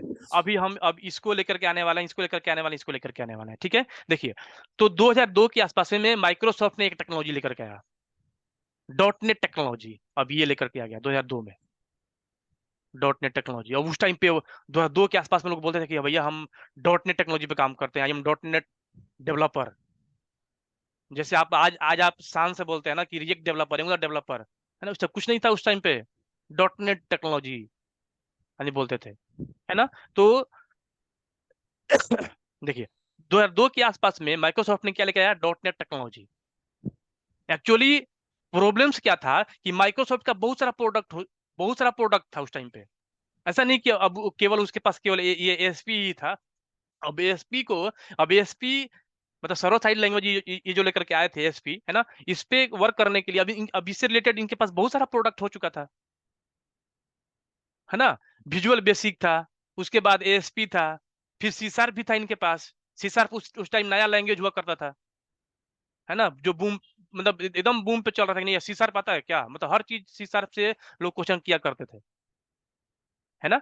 मतलब अलग अलग टेक्नोलॉजी था उनके पास, जो कि अलग अलग आर्किटेक्चर पर काम करता था। सबके काम करने का तरीका अलग अलग था, सबका कंपाइलर अलग अलग था, सबका इंटरप्रेटर अलग अलग था, सबका क्लास लाइब्रेरी अलग अलग था। तो अलग अलग चीज पर काम करने के लिए लोगों को बहुत सारा अलग अलग चीज सीखना पड़ता था, बात समझिएगा। तो माइक्रोसॉफ्ट ने क्या सोचा कि क्यों ना हम कुछ ऐसा कर दें, क्यों ना कुछ ऐसा किया जाए कि एक कोई टेक्नोलॉजी बनाया जाए और सबको उसी से अटैच कर दिया जाए, जिसमें अगर एक कोई चीज सीखता है डेवलपर, तो उसका यूज दूसरे जगह पर कर पाए। तो माइक्रोसॉफ्ट ने एक कॉमन टेक्नोलॉजी मींस एक कॉमन प्लेटफॉर्म लेके आया, जिसका नाम दिया डॉटनेट टेक्नोलॉजी। आपको आराम देने के लिए इसके पास बहुत सारा अलग अलग टेक्नोलॉजी था, प्रोडक्ट था, है ना। तो डॉटनेट टेक्नोलॉजी में हुआ क्या कि सब लैंग्वेज का बेस जो है वो एक ही बनाया गया और लैंग्वेज सब अलग अलग हो गए। तो एक ही बेस पे, कहने का मतलब है कि एक ही बेस जो है वो अलग अलग लैंग्वेज में यूज होने लगा। ये नहीं कि सी शार्प यूज करना है तो ये वाला बेस आप बनाओ पहले अपने लैपटॉप पे, फिर ये देन काम करना, ये वाला टेक्नोलॉजी यूज करना है तो फिर ये बेस बनाओ, फिर ये काम करना, फिर ये करना है तो फिर ये आपके सिस्टम पे होने चाहिए, इसका नॉलेज होना चाहिए तो आप यूज कर सकते नहीं। सबका बेस इन्होंने एक ही कर दिया। लो भैया, सबका बेस एक ही कर दिया और उसी बेस पे हर टेक्नोलॉजी हर लैंग्वेज काम करने लगा, है ना। यानी कि एक ही बेस जो है वो अलग अलग लैंग्वेज में यूज होने लगा, तो लोगों को इसका सीखना आसान हो गया। ठीक है, सीखना आसान हो गया। तो अब बात समझिए, अब उस टाइम क्या था, हमारे इसके पास एएसपी था जो सर्वर साइड लैंग्वेज, तो सर्वर साइड लैंग्वेज ये तो एक नया टेक्नोलॉजी इन्होंने लेकर के आया, फैसिलिटी एक तरीके से बोलिए, नया एक डॉटनेट टेक्नोलॉजी लेकर आया, है ना। लेकिन इसके पास जो मेन काम का था वो क्या था, एएसपी। तो अब एएसपी कन्वर्ट हो गया किस में, एएसपी डॉटनेट में। अब लोग एएसपी पहले सिंपल था, अब एएसपी डॉटनेट हो गया, है ना। तो यानी कि ये जो एएसपी था किसमें कन्वर्ट हो गया, एएसपी डॉटनेट में। ठीक है, और पूरा का पूरा चेंज हो गया। ऐसा नहीं बोलेंगे कि थोड़ा बहुत चेंज हुआ, बहुत ज्यादा चेंज हो गया। इस आप बोल सकते हैं, है ना, किसका एकदम फुल यानी कि कंप्लीट ट्रांसफॉर्मेशन हो गया। बस नाम रह गया एएसपी, लेकिन पूरा का पूरा काम करने का तरीका से लेकर के हर चीज चेंज हो गया। ठीक है, हर चीज चेंज हो गया, क्योंकि अब एक एएसपी पहले एक अलग हुआ करता था, इसको डॉटनेट टेक्नोलॉजी में अब क्या कर दिया, बिल्ट इन कर दिया, है ना। अब इसका नाम क्या हो गया, एएसपी से एएसपी डॉटनेट, है ना। अब ऐसा नहीं कि जो आप जिस तरीके से आप एएसपी में काम करते थे वैसे ही आप एएसपी डॉटनेट काम करेंगे, नहीं, पूरा चेंज हो गया। जैसे कि अगर आप लोग काम किए होंगे, जैसे क्या था, एंगुलर जेएस था, है ना। 2010 में एंगुलर जेएस था ना। एंगुलर जेएस इतना पॉपुलर हुआ कि उसको अपग्रेड किया गया, लाया क्या गया, एंगुलर 2। तो टोटली चेंज था। अगर एंगुलर जेएस को अगर हम लोग मानेंगे रेलवे, है ना, इंडियन रेलवे, तो एंगुलर 2 क्या था, वो एरोप्लेन था। इतना डिफरेंस था, टोटली चेंज। मतलब जो आपका एक्सपीरियंस था एंगुलर जेएस का, हम लोग एंगुलर जेएस पे काम किए थे, हमें लगता था कि एंगुलर 2 आएगा तो फिर हम लोग उस पर हमारा एक्सपीरियंस बढ़ जाएगा, नहीं, तो जीरो एक्सपीरियंस, फिर से हमें सीखना पड़ा, है ना। तो यही चीज यहाँ पर भी हुआ, जब एसपी कन्वर्ट हो गया एसपी डॉट नेट में तो टोटली चेंज हो गया, मतलब कंप्लीट ट्रांसफॉर्मेशन, हर चीज नया हो गया अब। ठीक है, तो अब जो एसपी डॉट नेट आया था 2002 में, है ना, वो कुछ दिन तक चला, यानी कि 2002 में आया और 2008, 9, 10 तक चला, 10 तक एसपी डॉट नेट ही चला, है ना। बहुत सारे प्रोजेक्ट्स में डेवलप किए गए, बहुत सारे डेवलपर इसमें आए, हम भी इसी दौरान आ चुके थे, 2010 में एंट्री मार चुके थे, है ना। तो हम लोग भी क्या, इसीलिए बोलते हैं हम लोग क्या, हम लोग भी एसपी डॉट नेट डेवलपर है ना। इसी पे काम किए थे लगभग 2 साल, 2 साल क्या 3 साल बोलिए, है ना, 3 साल इसी पे हम लोग भी काम किए थे। ठीक है, फिर उसके बाद 2010-11 के आसपास में बोलिए, है ना, अब कोई एकदम डेटा नहीं है ना हमारे पास, ना, लेकिन हम एक्सपीरियंस बता रहे हैं कि 2011-12 के आसपास में एसपी डॉट नेट एमवीसी लेकर के आया, एमवीसी लेकर के आया। अब एमवीसी देखिए क्या है, हाँ, हालांकि आगे डीप में पढ़ाएंगे, अभी तो इंट्रोडक्शन क्लास है। यानी कि अब देखिए यहाँ तक आ चुका है एसपी डॉट नेट। एसपी क्या था, server side language. Dot net क्या लेके आया, एक कॉमन प्लेटफॉर्म दिया, है ना। तो अब SP normal SP dot net में कन्वर्ट हो गया। अब इसको जरूरत था क्या, पहले एमवीसी आया। अब एमवीसी क्या है, एमवीसी कोई टेक्नोलॉजी नहीं है। जिनको नहीं आइडिया है टेंशन मत लीजिएगा, सब कुछ अभी आगे आएगा, अभी चूंकि इंट्रोडक्शन देख रहे हैं, है ना। एमवीसी कोई टेक्नोलॉजी नहीं है, कोई लैंग्वेज नहीं है। एक्चुअली जब भी आप कोई एप्लीकेशन बनाते हैं ना, तो एप्लीकेशन बनाते समय आपको डिजाइन पैटर्न यूज करना पड़ता है। आप जो भी चीज बना रहे हैं उसका डिजाइन कैसा होगा, कंपोनेंट्स और पेजेस कैसे अरेंज करेंगे, तो एमवीसी में तो इसी चीज को एमवीसी ने क्या दिया, एक आर्किटेक्चर दिया, एक पैटर्न दिया। एमवीसी में क्या हुआ कि आप जो भी काम कर रहे हैं उसमें जो अलग अलग लेयर होता है ना। जैसे एक लेयर, एमवीसी में एक लेयर क्या होता है, यूजर इंटरफेस, जहां यूजर इंटरेक्ट करेगा। दूसरा फिर क्या होता है, बिजनेस लॉजिक लेयर, इसमें देखिए आपके एप्लीकेशन में डिजाइन पैटर्न को यूज करके 3 लेयर बनवाता है। ये आप जो अपना बना रहे हैं एप्लीकेशन है ना, इसमें आप 3 लेयर बनाइए, user interface, business logic layer और डेटा एक्सेस लेयर, है ना। आगे डीप में पढ़ाएंगे अच्छे तरीके से, ठीक ना। तो तीसरा क्या होता है, डेटा एक्सेस लेयर। पहले क्या था, ASP.NET में क्या था देख लीजिए। अब आखिर ये क्यों आया, ASP.NET में क्यों क्या था। ASP.NEट के अंदर सारा लेयर, मतलब सारा लेयर एक ही साथ एक ही जगह पर लिखा जाता था, काम होता था। इसमें भी ऐसा नहीं था कि कोई चीज इम्पॉसिबल नहीं था, सब कुछ पॉसिबल था नॉर्मल, मतलब सिंपल ASP.NEट में, है ना। लेकिन काम करने का जो तरीका था ना, वो थोड़ा सा मतलब कॉम्प्लिकेटेड होता था। मतलब कुछ भी कर लीजिए आप कहीं पर भी, एक ही जगह पे बैठे बैठे, यहीं पे खाना भी खाइए, यहीं पे नहाइए भी, यहीं पे सोइए भी, यहीं पर कुछ भी कर लीजिए। बताइए, मजा आएगा। बोलेंगे यार यार कोई स्टैंडर्ड तो होनी चाहिए यार। और वही स्टैंडर्ड कहाँ पे आया, MVC के अंदर। इसमें क्या किया गया कि लेयर्स को सेपरेट किया गया कि नहाएंगे कहाँ, खाएंगे कहाँ, और सोएंगे कहाँ, पढ़ाई कहाँ करेंगे, है कि नहीं है ना। तो यानी कि यूजर्स को जो दिखेगा उसको, अब यहाँ अब इसमें क्या किया गया कि 3 लेयर में डिवाइड किया गया। यूजर्स को जो दिखेगा उसको व्यू बोला गया, है ना। व्यू का डिजाइनिंग अलग होगा, उसको रखा अलग से जाएगा, उसको मेंटेनेंस अलग से किया जाएगा, है ना। उसके बाद जो बिजनेस लॉजिक लेयर होगा, उसका बिजनेस लॉजिक जो जो होगा, जो डेटा रिसीव करने का काम करेगा, है ना, ठीक है। उसमें कुछ चेकिंग वगैरह का जो भी आप काम करेंगे, देन फिर डेटाबेस को आप भेजेंगे, है ना। बिजनेस लॉजिक के अंदर ऐसा काम करना होता है, जो भी चेक लगाना होता है चेक लगा लीजिए, फिर देन आपको डेटाबेस को भेजना होता है ना। उसको क्या बोलते थे हम लोग, बिजनेस लॉजिक लेयर। मतलब जो भी आपको यहाँ पर लॉजिक वगैरह लगानी है बिजनेस के से रिलेटेड रिक्वायरमेंट को देखते हुए, है ना, आप बिजनेस लॉजिक लेयर में लगाएंगे, इस लेयर में, है ना। देन उसको प्रोसीड करके कहाँ भेजेंगे, डेटाबेस के पास, है ना। तो इस बिजनेस लेयर लॉजिक को हम लोग क्या बोलते हैं यहाँ पर MVC के टर्म में, कंट्रोलर। और जो डेटा को रिप्रेजेंट करेगा उसको क्या बोला गया, मॉडल। ये तीनों चीज को सेपरेट कर दिया गया MVC पैटर्न के अंदर। एक को बोला गया मॉडल, मतलब डेटा दूसरे, मतलब डेटा मॉडल में क्या हो गया कि डेटा जो जो डेटाबेस से जो डेटा आएगा मॉडल के थ्रू आप रिसीव करेंगे यूजर के पास, मतलब व्यू के पास आएगा, है ना। व्यू में क्या हो गया कि जो यूजर को दिखेगा, जहां पर यूजर अपना इंटरेक्शन करेगा, वो व्यू वाला पार्ट हो गया, है ना। तीसरा क्या हो गया, कंट्रोलर, है ना, जो कि मॉडल और व्यू के बीच में क्या करेगा, कम्युनिकेशन एस्टेब्लिश कराएगा, है ना। तीनों कंपोनेंट्स को अलग अलग कर दिया गया। तो ये डिजाइन पैटर्न काफी पॉपुलर हुआ और अभी तक चल रहा है। अभी इस MVC डिजाइन पैटर्न पे बहुत सारे टेक्नोलॉजी है, बहुत सारे टेक्नोलॉजी इस डिजाइन पैटर्न को भी अभी भी यूज कर रहे हैं ना। डॉटनेट में तो यूज होता ही होता है, ठीक है। अभी हम इस MVC को आगे डिटेल्स में देखेंगे, इंट्रोडक्शन देख रहे हैं चूंकि अभी, ठीक ना, क्लियर है यहाँ तक। तो अब क्या आ चुका है, ASP.NET और MVC आ चुका है। अब दौर है क्या लाने का, कोर। यहाँ तक में किसी कोई दिक्कत है। सर ASP में तो बिल्कुल जब ASP तो अलग से पेज बनाया जाता था ना हम्म शुरू में, हम्म। तो इसका इंट्रोडक्शन कैसे होता था।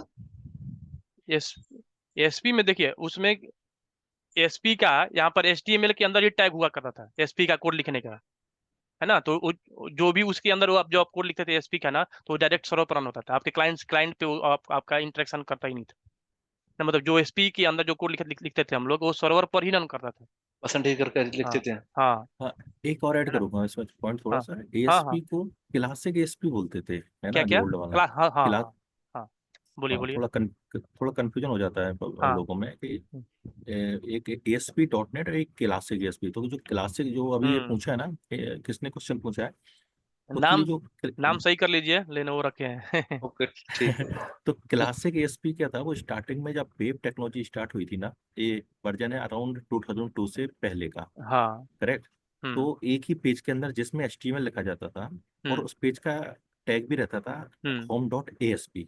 हम्म। home.asp ही रहता था, बट क्लासिक ASP उसको बोलते थे। और सेम पेज के अंदर हम HTML भी लिखते थे, सेम पेज में ही हम C# का, यानी कि जो सर्वर साइड का कोड होता था वो भी डालते थे।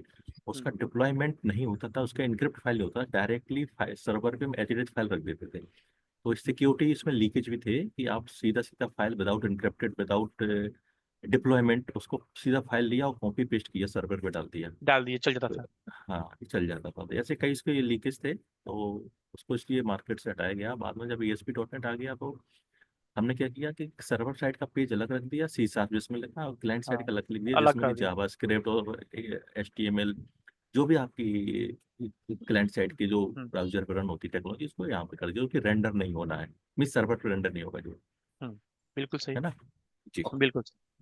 जी, अजीत करिए। ठीक है, तो देखिए, हालांकि हमें भी एक प्रोजेक्ट मिला था 2000 क्या बोलते हैं 13 के अंदर, जब हम ACL में गए थे ना, मतलब तो बगल वाला जो डेवलपर था ना, वो इसी पे काम करता था, है ना। तो मतलब ऐसा हमें कभी चांस नहीं मिला कि हम इस पे काम करें, लेकिन हम देखते थे यार कैसे कैसे कोड किया गया है। फिर थोड़ा सा इंटरेस्ट आया गया कि वे कहाँ से कैसे क्या हुआ है ना। तो मतलब उसका काम करने का तरीका अलग था, लेकिन देखिए जो चीज वो था वहां पर कि कोई फाइल उठाया डिप्लॉय कर दिया, है ना, उसका अपना बेनिफिट था, लेकिन वहां पर सिक्योरिटी का कमी था, है ना। मतलब उसके काम करने का तरीका सही नहीं था, मतलब कुछ भी और लोग हाँ, डिप्लॉय करते थे, डेवलप लेकिन हाँ, लेकिन वही चीज देखिए कहीं ना कहीं माइक्रो सर्विसेज में लेकर के आए हम लोग ना, लेकिन अच्छे तरीके से, है ना। अब अभी जो हम लोग यहाँ पर पढ़ रहे हैं, पढ़ेंगे वेब एपीआई, सपोज करिए वेब एपीआई पढ़ेंगे, है ना। इसका जो डिप्लॉयमेंट होता है एक फुल पैकेज की होता है। अगर इसको इनहांस भी करना है, अपग्रेड भी करना है ना, तो पूरे प्रोजेक्ट में करना पड़ेगा। किसी आप एक ना, इसमें कोई मॉड्यूल वाइज होता ही नहीं है। करना है तो सबको करिए, नहीं करना है तो किसी को मत करिए। अगर कहीं पर एक जगह पर किसी एक जगह पे दिक्कत आएगा ना, पूरे प्रोजेक्ट में पूरा प्रोजेक्ट आपका बंद हो जाएगा, है ना। ये सब बेनिफिट है क्या माइक्रो सर्विसेज का। ठीक है, अब डिप्लॉयमेंट भी करना है तो वेब एपीआई में पूरा डिप्लॉयमेंट करना पड़ेगा, मतलब पार्ट वाइज कोई डिप्लॉयमेंट नहीं कर सकते। ये सब माइक्रो सर्विसेज लेकर के आया, उस टाइम ऐसा कर सकते थे एसपी वगैरह में। हाँ बोलिए धर्मेंद्र। ठीक है, और होता था इसमें क्या था, डेबग नहीं होता था, क्लासिक ASP था तो उसमें डेबग नहीं होता था कोड को, जो हम्म डिबगर आजकल लगा देते हैं ना इजीली। हम्म हाँ, उसका डेबग नहीं, तो डेबग भी हमें उसको ब्राउजर में ही करना पड़ता था क्लासिक ASP को, और तो वो आप भी इजी नहीं था, बहुत टफ था, बहुत ज्यादा टफ आप मतलब काम छोटा। काम कर रखे हैं आप इस पे। हाँ हाँ, थोड़ा किया है मैंने, 1 साल हाँ, का अराउंड उसी ठीक दौर है। में किया, 13 के हाँ राउंड तो में देखिए ऐसे ही महारथी मिलेंगे आगे, है ना। जब देखिए होता क्या, जब पुराने टेक्नोलॉजी पे जब जाइएगा ना इंटरव्यू देने, तो ऐसे ही ऐसे महारथी आप तो जाइएगा पढ़ के लिए टेस्ट, आपको पुराना पुराना चीज पूछ करके और आपको पढ़ा के ही भेज देगा। आप गए थे इंटरव्यू देने, है ना, और आपको बेटा बेटा बोल के पढ़ा के भेज देगा फिर मेट्रो में अपना सर ऐसे खुलाते बैठेगा, अरे यार इंटरव्यू देने गए थे कि पढ़ने गए थे, है ना। अब आपको लगेगा यार इतनी इतनी पुरानी चीज पढ़े यार, अब उसके नजर में हम लोग बच्चा है ना। हमें भी याद है भाई, एसीएल के अंदर हम भी इंटरव्यू देने गए थे। दो लोग, हम कभी कभी किसी किसी बैच में बोलते भी हैं, जब ऐसा आता है पॉइंट, दो लोग एकदम अंग्रेज की तरह, एक तो इंडिया से बाहर का था और एक इंडिया का ही थे, लेकिन दोनों अंग्रेज की तरह लग रहे थे, है ना। क्योंकि मैं इसलिए बोल रहा हूँ कि इंडिया का होंगे क्योंकि उनका टोन वगैरह सब कुछ हिंदी में था, वो हिंदी में क्वेश्चन कर रहे थे, लेकिन एक अंग्रेजी में क्वेश्चन कर रहे थे, है ना। अब ऐसे ही भाई इतना पुराना पुराना चीज डॉटनेट से लोग पूछने लगे, C# से इतने पुराने पुराने चीज, जो कि अब हम सोचे ही नहीं थे कि ऐसा भी लोग पूछेंगे, ना। तो लोग पढ़ा करके तो 15 मिनट और हमको भेज दिए, हम आराम से एकदम आ गए कि चलो यार एक दिन का छुट्टी भी खराब हुआ, है ना। तो ये सब चीजें पता रहेगा कम से कम, तो आप लोग कुछ तो बता पाएंगे, ये नहीं कि बस लेटेस्ट चीजें पता है ना। अब ऐसा नहीं कि केवल बुखार लगा या पेट खराब हो गया तो अब केवल आप मेडिसिन पे ही डिपेंड है, नहीं। जो घरेलू तरीका है वो भी आपको पता होना चाहिए, तब आपका नॉलेज स्ट्रांग बना जाएगा। ठीक है, तो देखिए अब आगे शुरू करते हैं, हम लाते हैं अब कोर को, है ना। तो उसके बाद जो ASP.NET MVC था, ये भी बहुत दिन तक चला, है ना। फिर एक और टेक्नोलॉजी आया, ASP.NET कोर, है ना। ये देखिए MVC तो एक डिजाइन पैटर्न था, ये तो रहना ही रहना है ना। क्या आया ASP.NET कोर। हुआ क्या कि 2010 के बाद ये अचानक से एक सिनेरियो बदल गया मार्केट में, कुछ ऐसा टेक्नोलॉजी आ गया जो एकदम धूम मचा रहा था, जैसे angular JS, react, .NET, Vue.js, ये सब एकदम अब एकदम धूम मचा रहा था ये लोग 2010 के आसपास में, है ना। तो ये सब एक एक प्लेटफॉर्म इंडिपेंडेंट टेक्नोलॉजी था। कौन? Angular JS, react JS, Vue.js, Node.js, ये सब क्या था, एक प्लेटफॉर्म इंडिपेंडेंट टेक्नोलॉजी था। जबकि ASP.NET का सारा प्रोडक्ट प्लेटफॉर्म डिपेंडेंट हुआ करता था, है ना। यानी कि ये प्लेटफॉर्म इंडिपेंडेंट नहीं था। माइक्रोसॉफ्ट के साथ सबसे बड़ा प्रॉब्लम स्टार्टिंग से, यानी कि शुरू से यही रहा है कि ये प्लेटफॉर्म डिपेंडेंट होता था। प्लेटफॉर्म डिपेंडेंट का मतलब क्या है कि इसका कोई भी टेक्नोलॉजी यूज करते हैं अगर आप, जनरली वो माइक्रोसॉफ्ट बेस्ड कंप्यूटर पर ही काम करता है। सपोज करिए आपको एसपी का कोई काम करना था, एसपी डॉट नेट का या एसपी का या एसपी डॉट नेट एमबीसी का, कोई भी आप मान के चलिए, है ना। उसको उसके लिए विंडोज ऑपरेटिंग सिस्टम चाहिए, उसी पर उसका सारा सॉफ्टवेयर इंस्टॉल होगा, किसी और पर नहीं होगा। एसपी डॉट नेट का कोई भी सॉफ्टवेयर, विंडोज सिस्टम चाहिए। उसको रन कराने के लिए विंडोज सर्वर ही चाहिए, विंडोज सर्वर पर ही वो रन करेगा। तो पूरा का पूरा हर चीज विंडो का लेना पड़ता था। ये सबसे बड़ा डिमेरिट था डॉट नेट टेक्नोलॉजी का, है ना। अब तो आप बोलेंगे सर क्या, हाँ सर सब ये सब कौन सा प्रॉब्लम है सर, फ्री में तो मिलता है भैया। फ्री में तो आपको आपके लिए मिलता है ना, डेवलपर के लिए। कोई कंपनी फ्री में यूज कर ले तो माइक्रोसॉफ्ट लंका लगा देता था, है ना। हम लोग छोटे कंपनी में थे, उसके पास ऊपर इतना सारा फाइन आ गया था कि कंपनी का नाम बदलना पड़ा, मतलब उस कंपनी को एकदम दिवालिया घोषित करना पड़ा, है ना। वो लोग बिना लाइसेंस के बहुत सारा प्रोजेक्ट डेवलप कर करके और होस्ट किए जा रहे थे, है ना। उस पर ठोक दिया इतना सारा फाइन ना कि कंपनी दिवालिया घोषित करके नया नाम से कंपनी खोलना पड़ा, है ना। तो सोचिए कि अगर किसी कंपनी को अगर कोई एक डॉट नेट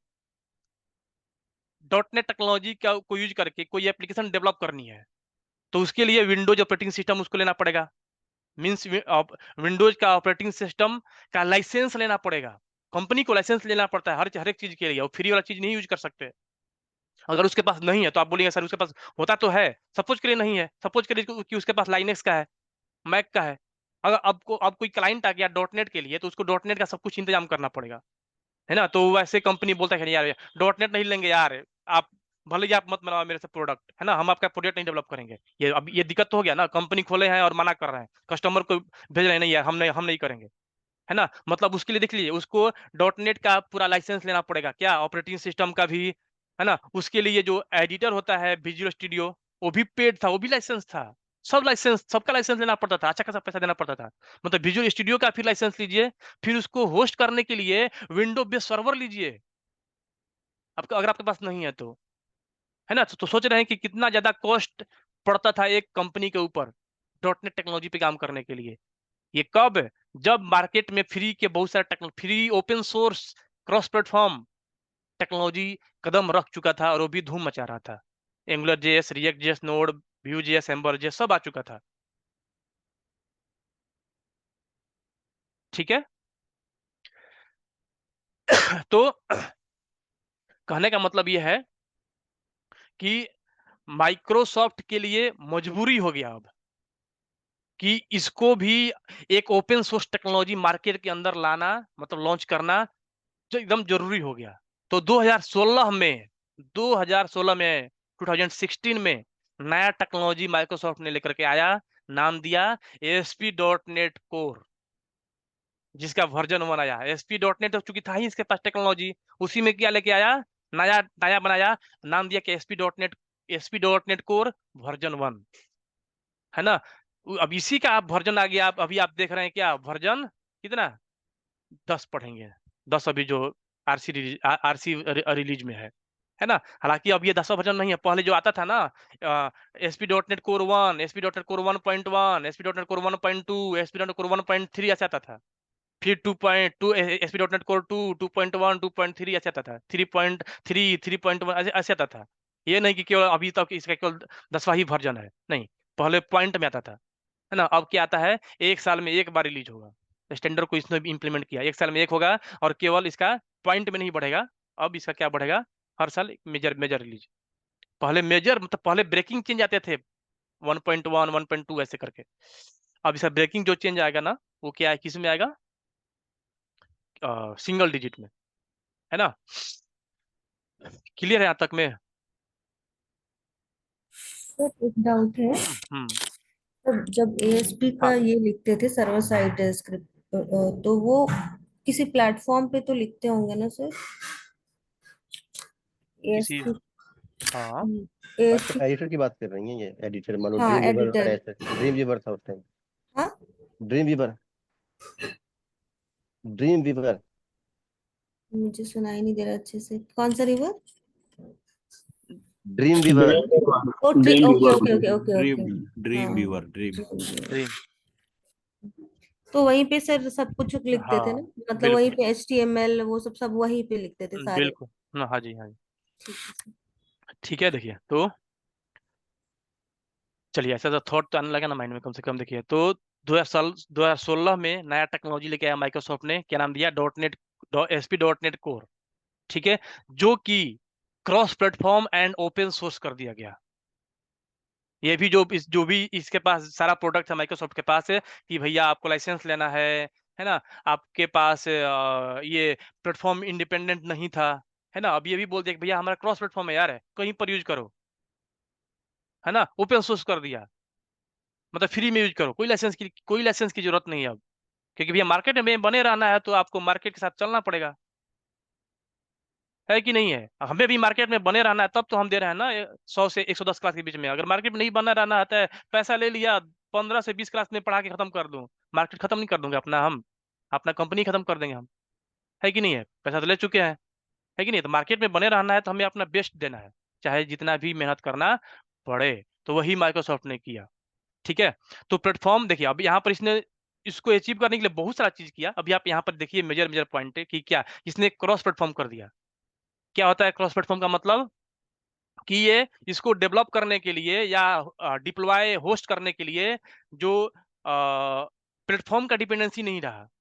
आप इसको विंडोज पर भी, लाइनक्स पर भी, मैक पर भी, कहीं पर भी आप इसको एक सेम प्रोजेक्ट को डेवलप कर सकते हैं, उसको आप डिप्लॉय कर सकते हैं, किसी भी टाइप के सर्वर पर आप इसको डिप्लॉय भी कर सकते हैं, है ना। तो ये जो प्लेटफॉर्म डिपेंडेंसी था, ये इसको इन्होंने खत्म कर दिया। दूसरा चीज, किसने अब लाइसेंस का भी झंझट खत्म कर दिया कि आपको अब लाइसेंस लेने की जरूरत नहीं है, ओपन सोर्स कर दिया। अभी ओपन सोर्स में और क्या क्या बेनिफिट होता है, क्या क्या आप कंट्रीब्यूट कर सकते हैं, अभी आगे हम इन डिप बताएंगे। बहुत सारे लोगों को ओपन सोर्स का मतलब ही नहीं पता होता है कि ओपन सोर्स में आखिर होता क्या है ना। तो सब कुछ अभी आगे इन डिप बताएंगे, है ना। एक एक चीज का मतलब पता होना चाहिए आपको, है ना, क्योंकि अब आपके पास एक्सपीरियंस कम नहीं है ना, और एआई आने के चलते हर चीज को हर टर्म पता होता है ना। अगर आपको अब नहीं पता होगा तो फिर बहुत ज्यादा दिक्कत हो जाएगा, है ना। यानी कि अब आप एक कोई बनाया प्रोजेक्ट आपने, है ना, अब ये डॉटनेट को आने से क्या हुआ कि अब अभी हम सपोज कर लीजिए कि विंडोज पर आपने बनाया एक ई कॉमर्स का एप्लीकेशन, अभी आप काम किया, है ना, अब इसी को हमने इस प्रोजेक्ट को कॉपी किया और लाइनेक्स के लैपटॉप पर मैं जाऊंगा और वहां पर इसको चला लूंगा, है ना, कहीं पर भी प्लेटफॉर्म का क्या हो गया, डिपेंडेंसी खत्म कर दिया गया। ठीक है, तो और क्या बोलते हैं, ठीक है, तो अब ऐसे कर करके, है ना, फिर ASP.NET कोर का बहुत सारा वर्जन आते गया, जैसे कि मैंने बताया, है ना, .NET कोर 1, 1.2 वैसे करके 3, है ना, और अभी लेटेस्ट क्या है, 9.10, 9 चल रहा है प्रोडक्शन वर्जन के लिए, 10 आने वाला है जस्ट, 1 महीना में आए, 10 दिन में आए, जब भी आ जाए, है ना। ठीक है, क्योंकि अभी ये ऑन द वे है। ठीक है, तो जो हम लोग इस कोर्स में देखेंगे, देखने वाले हैं, पढ़ने वाले हैं, है ना, क्या, ASP.NET कोर 9, 10 MVC, है ना। तो हम लोग यहाँ पर देख लिए कि कैसे इसका क्या हिस्ट्री रहा हुआ है, कहाँ से ये टेक्नोलॉजी यहाँ तक पहुंचा हुआ है ना, रिक्वायरमेंट को मीट करते हुए। ठीक है, माइक्रोसॉफ्ट के पास केवल, अब आप लोग को माइंड में आया होगा कि केवल माइक्रोसॉफ्ट केवल इसी को लेकर चल रहा है, नहीं, हम लोग केवल इसी तरफ देख ही रहे हैं। कहने का मतलब है कि माइक्रोसॉफ्ट के पास केवल ASP.NET या ASP.NET कोर MVC ही नहीं, बल्कि बहुत सारे प्रोडक्ट हैं, बहुत सारे टेक्नोलॉजी हैं। ये मत आपके माइंड में सेट हो जाए कि बस माइक्रोसॉफ्ट के पास केवल यही है यार, बस यही लेके चल रहा था, इसी को आगे बढ़ा रहा था। ठीक है, ऐसा नहीं है, क्योंकि हम इसको केवल पढ़ रहे हैं तो केवल हमने इसी चीज के बारे में केवल कवर किया हुआ है ना। माइक्रोसॉफ्ट के पास अलग अलग डोमेन्स के जरूरतों को पूरा करने के लिए बहुत सारे टेक्नोलॉजी है, बहुत सारे प्रोडक्ट है। जैसे अगर हम बात करेंगे वेब डेवलपमेंट का, तो ASP.NET वेब फॉर्म्स, जो आप लोग में से कोई एक भाई बताए कि सर हम इस पे काम करते हैं, ASP.NET MVC है, ASP.NEट कोर, जिसमें MVC, razor pages, minimal API, web API, RESTful API सब डेवलप करना, है ना। ब्लेजर वाला है इसमें टेक्नोलॉजी। सिग्नल R है जो रियल टाइम करेगा क्या, कम्युनिकेशन। डेस्कटॉप के लिए भी इसके पास है, ये तो हो गया क्या, वेब के लिए। डेस्कटॉप के लिए इसके पास भी विंडो फॉर्म, WPF आया था, जो काफी, भाई साहब, WPF तो एकदम क्या बताएं, इतना सारा, इतना फेमस हुआ था कि हम लोग भी इस पे काम किए थे। मतलब इसमें जो इसका लुक था वो बहुत असम था, है ना, विंडोज प्रेजेंटेशन फाउंडेशन, है ना, तो इसको भी हम लोग काम किए थे, है ना। फिर आप जानते ही हैं कि माइक्रोसॉफ्ट क्लाउड वाले के लिए भी बहुत सारा लेकर के आया हुआ है। क्या एज्योर इसी का है, माइक्रोसॉफ्ट का, Azure app service, Azure function, Azure DevOps, Azure Kubernetes, है ना, कोस्मो डीबी इसी का है ना। तो हर क्षेत्र में ये अपना आगे चल रहा है। मोबाइल वाले का बोलिए तो जैमरीन है कि नहीं है, ठीक है। बहुत सारे हर फील्ड में इसका है। लैंग्वेज की बात करेंगे तो C#, F# हुआ करता है, VB.NET, टाइपस्क्रिप्ट इसी का है। AI में जाइएगा तो एज्योर मशीन लर्निंग, पता नहीं अब क्या क्या है ना। डेटाबेस में इसी का एंटिटी फ्रेमवर्क इसी का है, SQL सर्वर इसी का है, ठीक है, कोस्मोडीबी इसी का है, ठीक है। तो बहुत सारे मतलब हर फील्ड में इसने काम किया है। रिपोर्टिंग के जो रिपोर्ट जहां से बनता है ना, उसमें भी पावर BI जो काफी पॉपुलर है अभी भी, पावर BI, है ना, उसका भी इसी के पास है, पावर एप्स, ठीक है। तो सारे जगह मतलब हर प्रोडक्ट, हर डोमेन में इसने अपना कदम, अपना दबदबा बना रखा है ना। डायनेमिक 365 काफी पॉपुलर है, CRM बेस्ड है, CRM यानी ERP बेस्ड, है ना। केवल आप डायनेमो 365 कर लीजिए, है ना। बहुत सारा स्कोप है हर फील्ड में इसके। हर कोई भी एक प्रोडक्ट लेकर के आप आगे बढ़ जाइए, है ना। करियर ग्रोथ बहुत अच्छा है। ऑपरेटिंग सिस्टम में अगर आप आइएगा तो इसका विंडो ऑपरेटिंग सिस्टम है, ये है, ठीक है। तो क्लियर है कि माइक्रोसॉफ्ट क्या है, क्या इसका जर्नी रहा इस कोर्स का, यहाँ तक में किसी को कोई दिक्कत है?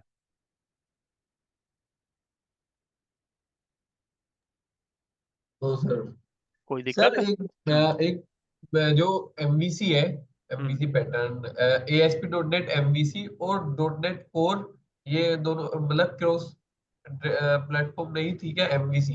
फिर से बोलिए। जो ASP.NET MVC जो थी वो क्रॉस प्लेटफॉर्म डिपेंडेंट नहीं थी? नहीं, नहीं थी। क्रॉस क्रॉस क्रॉस प्लेटफॉर्म लाने के लिए कोर लाना पड़ा। कोर बताएंगे अभी आगे, यहीं पे सब कुछ इसी में आएगा। ओके क्रॉस प्लेटफॉर्म करने के लिए, ओपन सोर्स करने के लिए कोर लाया गया, MVC लाया गया डिजाइन पैटर्न को इंप्लीमेंट करने के लिए, काम करने का तरीका कि एक ही जगह पे खाइए नहाइए सोइए मत। इससे क्या होगा, गंदगी मचाएंगे आप प्रोजेक्ट में, है कि नहीं है, रायता फैला देंगे, है कि नहीं, है ना। Yes sir. कॉम्प्लेक्सिटी बढ़ेगा और चीजें ऑर्गेनाइज नहीं रहेगा, है ना। हम एग्जांपल देते हैं ऐसा कि ताकि समझ में आ जाए, है ना। अब उसको अपने अकॉर्डिंग सोचिएगा। उसी को सेपरेट करने के लिए नहाने का रूम अलग, खाने का रूम अलग, सोने का रूम अलग, पढ़ाई करने का रूम अलग, बातचीत करने का, टीवी देखने का रूम अलग अलग कर दिया है। अब जिससे कभी भी किसी को कोई दिक्कत नहीं है। खाना उधर बन रहा है, आपके आंख में धुआं नहीं लगेगा, नहीं तो खाना वहीं पे बनाइएगा तो आपके आंख में तेल भी लगेगा, है कि नहीं है, ठीक है। हम इसलिए बोल रहे हैं कि अभी हमारे आंख में तेल लग रहा है घर से पढ़ा रहे हैं ठीक है। तो ये चीज कर दिया क्या MVC में, है ना। अब जब कोर लाया ही इसी चीज के लिए कि उसको ओपन सोर्स करना था। पहली चीज की उसको फ्री करना था, दूसरी चीज की क्या, उसको क्रॉस प्लेटफॉर्म करना था, तीसरी चीज की उसको और फास्ट करना था, चौथा चीज की उसको और फ्लेक्सिबल करना था, है ना। बहुत सारे पॉइंट हैं जो अब हम लोग यहाँ पे देखेंगे, है ना। अब हमने आपको यहाँ तक पहुंचा दिया, कहाँ तक, ASP.NET कोर MVC तक, है ना। अब ASP.NET ये चीज आपको नहीं पढ़ना है ना। आपको क्या पढ़ना है अब एक साथ, ASP.NET कोर जो आपका कोर्स है, इसमें अब आगे चल करके क्या आएगा, MVC। डे 1 से MVC नहीं आएगा। जब हम प्रोजेक्ट बनाएंगे तब तो उसमें हम डिजाइन पैटर्न यूज करेंगे, है ना। बहुत सारे डिजाइन पैटर्न यूज करेंगे जिसमें वो MVC मैंडेटरी रहेगा, ठीक है। क्लियर है? Yes sir. ठीक है, ठीक है। सर बोलिए ना। ASP.NET कोर ये एक मतलब प्लेटफॉर्म ही है ना, जिसमें हम लोग डिफरेंट लैंग्वेजेस में अपना अपने नहीं हिसाब नहीं, से कोड नहीं? टेक्नोलॉजी। ये एक, देखिए डॉट नेट कोर है ना। .NET कोर जो है आपका यहाँ पर एक फ्रेमवर्क हो गया एक तरीके से, जिसपे आप ASP.NET कोर का प्रोजेक्ट बनाते हैं आप, एक टेक्नोलॉजी हो गया ये। अभी आगे सब कुछ क्लियर करेंगे, टेंशन मत लीजिए, है ना, कि ASP.NET कोर मतलब क्या है ना, और .NET कोर मतलब क्या है ना। सब कुछ क्लियर होगा, धीरे धीरे धीरे, थोड़ा सा टाइम देना पड़ेगा, है ना। अभी आप समझिए, कंफ्यूजन बहुत ज्यादा बढ़ने वाला है ना। अभी आपको अलग अलग चीजें समझ में आ गया होगा कि एसपी का मतलब क्या क्यों आया, .NET का मतलब क्या क्यों आया, कोर का मतलब क्यों क्या आया, MVC का मतलब क्यों क्या आया, है ना। अब जब इसमें हम अटैच करेंगे ना दो वर्ड को, तो कंफ्यूजन बढ़ाएगा अभी, जिसको हम धीरे धीरे धीरे कवर करेंगे। तो लगभग 2 से 3 क्लास में सब कुछ कवर हो जाएगा, कोई आपके पास डाउट नहीं बचेगा, है ना। ठीक है, क्लियर, किसी को दिक्कत है? No. नहीं। ठीक है, तो पहली चीज मैं बता दूं कि कल भी क्लास हम रखे हैं ना, कल भी रखे हैं, ठीक है, क्योंकि अभी हम थोड़ा सा ज्यादा डीप में चले जा रहे हैं तो टॉपिक कवर नहीं हो पा रहा है ना, तो कल भी हम क्लास रखे हैं 22 को भी, फिर 23 को भी, ठीक है, तो आप लोग भूलिएगा नहीं, ठीक है, क्योंकि टाइम लग रहा है भाई, 1 घंटा 1.25 घंटा तो हम लगा दिया इसी चीज में, है ना, देखेंगे तो इसका कोई जरूरत नहीं था, कि जरूरत था। हाँ सर ये था था हाँ जरूर, सर।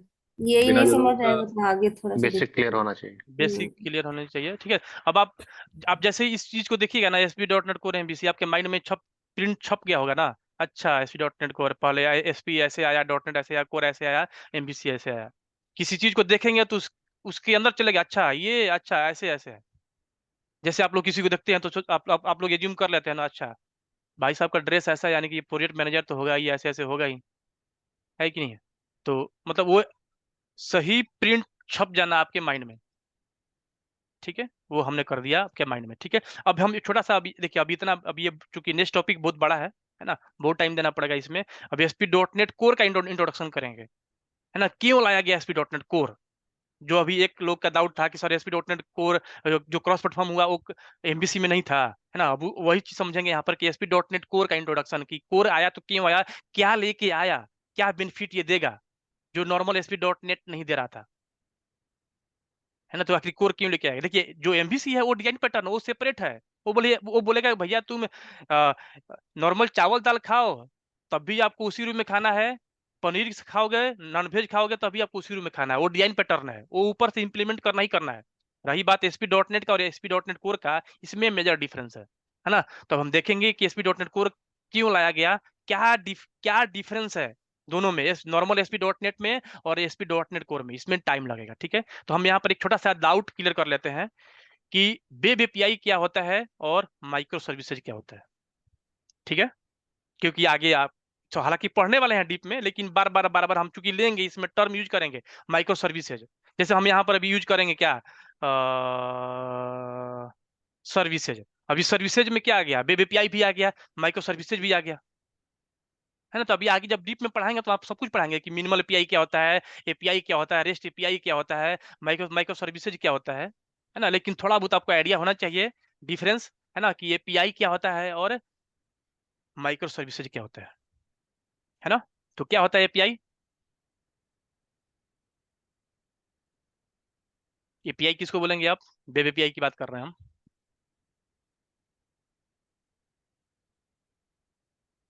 हम ही बोले हैं। कम्युनिकेशन करना, एप्लीकेशन जब हम लोग सर्वर से करने कम्युनिकेशन करना होता है देखिए, वेब एपीआई, तो हम लोग API।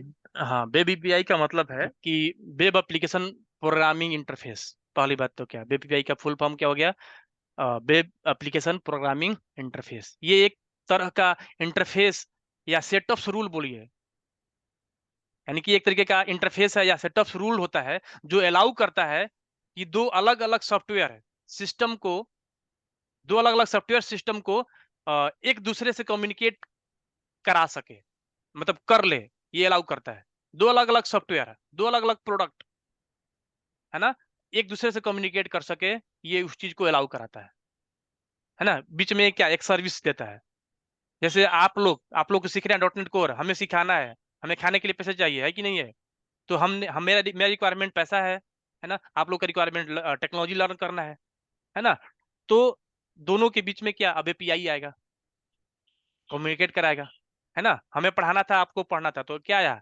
सॉफ्ट यहाँ पे काम किया है, सर्विस, ठीक है, तो वही हो गया क्या यहाँ पर, जो कि HTTP प्रोटोकॉल के थ्रू कम्युनिकेशन प्रोवाइड कराता है। अगर हम इसको इजी तरीके से और समझें कि वेब एपीआई एक के जैसे आप बोल सकते हैं क्या कि गेट कीपर की तरह होता है, जो बैकएंड सर्वर को, जो होता है बैकएंड सर्वर का जो जो डेटा होता है ना, वो फ्रंट एंड को अवेलेबल कराता है, और वो भी सेफ तरीके से, जैसे आपने बना लिया क्या एक front end technology, angular use करके, रिएक्ट यूज करके, Vue.js, Node.js, इन सब के पास पावर नहीं है कि ये डायरेक्ट आपके डेटाबेस से कम्युनिकेट कर सके, जस्ट ये फ्रंट एंड टेक्नोलॉजी है, इसको डेटा कहाँ से मिलेगा, डेटाबेस अलग अलग हो गया, प्रोडक्ट, है ना, वेबसाइट, और ये क्या हो गया आपका फ्रंट एंड वाला प्रोजेक्ट, ये अलग हो गया, दोनों में क्या आएगा कराने के लिए कम्युनिकेशन सेफ तरीके से, वेब एपीआई, है ना। इसको टेक्निकल अभी हमने नॉर्मल तरीके से समझाया हुआ है ताकि आगे जब भी हम सर्विस बोले तो आप लोग के माइंड में समझ में आ जाए, है ना। बाकी टेक्निकल टर्म में आगे बताएंगे कि वेब एपीआई का मतलब क्या है, रेस्ट एपीआई का मतलब क्या होता है, मिनिमल एपीआई क्या होता है, माइक्रो सर्विसेज क्या होता है ना। अब वेब एपीआई में देखिए होता है क्या, सपोज कर लीजिए कि हमने एक ई कॉमर्स एप्लीकेशन का एक हमने वेब एपीआई डेवलप कर लिया, है ना। वेब एपीआई का मतलब ही होता है कि जो डेटाबेस और आपके फ्रंट एंड टेक्नोलॉजी जो वेबसाइट है, एप्लीकेशन है, उसको उसके बीच में कनेक्ट कराए, है ना। एंगुलर को क्या, जैसे ई कॉमर्स जो फ्रंट एंड एप्लीकेशन है उसको डेटाबेस से करना है कम्युनिकेट, तो बीच में आपका एपीआई सीन में आएगा, है ना। सपोज कर लीजिए कि आपने एक एपीआई डेवलप कर लिया, है ना, वेब एपीआई नॉर्मल तरीके से, वो माइक्रो अगर वो माइक्रो सर्विसेज नहीं है ना, तो उसको क्या, उसमें क्या डिमेरिट है एक तरीके से, है ना। हालांकि देखिए वो सिक्योर तो काफी है, नो डाउट बहुत सिक्योर है, क्यों सिक्योर है वो आगे बताएंगे समझाएंगे, है ना। सब कुछ उसमें कर सकते हैं, एथेंटिकेशन ऑथराइजेशन हर चीज पॉसिबल है उसमें। बस उसमें दिक्कत क्या है कि मान लीजिए कि अब ये हमारा फ्रंट एंड टेक्नोलॉजी है ना, एंगुलर में हमने डेवलप किया हुआ है, इसमें हमने एपीआई यूज किया हुआ है ना।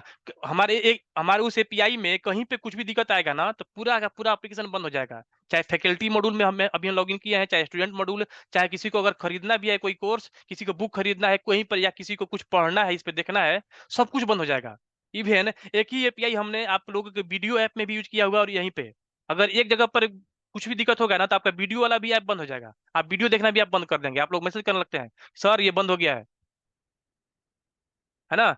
आप लोग जनरली मैसेज करते हैं क्या कि सर आपका ये नहीं, वीडियो ऐप नहीं चल रहा, क्योंकि हम लोग यहाँ पर एपीआई को पब्लिश कर रहे होते हैं, है ना। अब इसमें दिक्कत है कि आप उसको पार्शियली पब्लिश नहीं कर सकते, क्योंकि ये मॉड्यूल मॉड्यूल इसमें मॉड्यूल वाइज कुछ भी नहीं है, सब एक सिंगल यूनिट में है।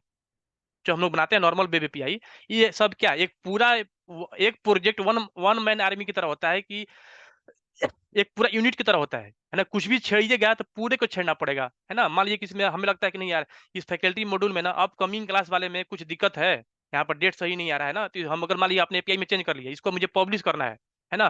तो जब पब्लिश करने जाऊंगा ना, तो पूरा एप्लीकेशन पब्लिश करना पड़ेगा, जिसके चलते ये एपीआई कहीं पर भी अगर यूज हो रहा होगा ना उस प्रोजेक्ट में, मान लीजिए 1000 एपीआई है, अलग अलग एप्लीकेशन में हम उसको यूज कर रहे हैं, तो पूरा एपीआई हमारा बंद हो जाएगा, सारा प्रोजेक्ट हमारा बंद पड़ जाएगा जब तक ये पब्लिश होगा। अब ये बिजनेस के लिए कितना घाटा का सौदा है।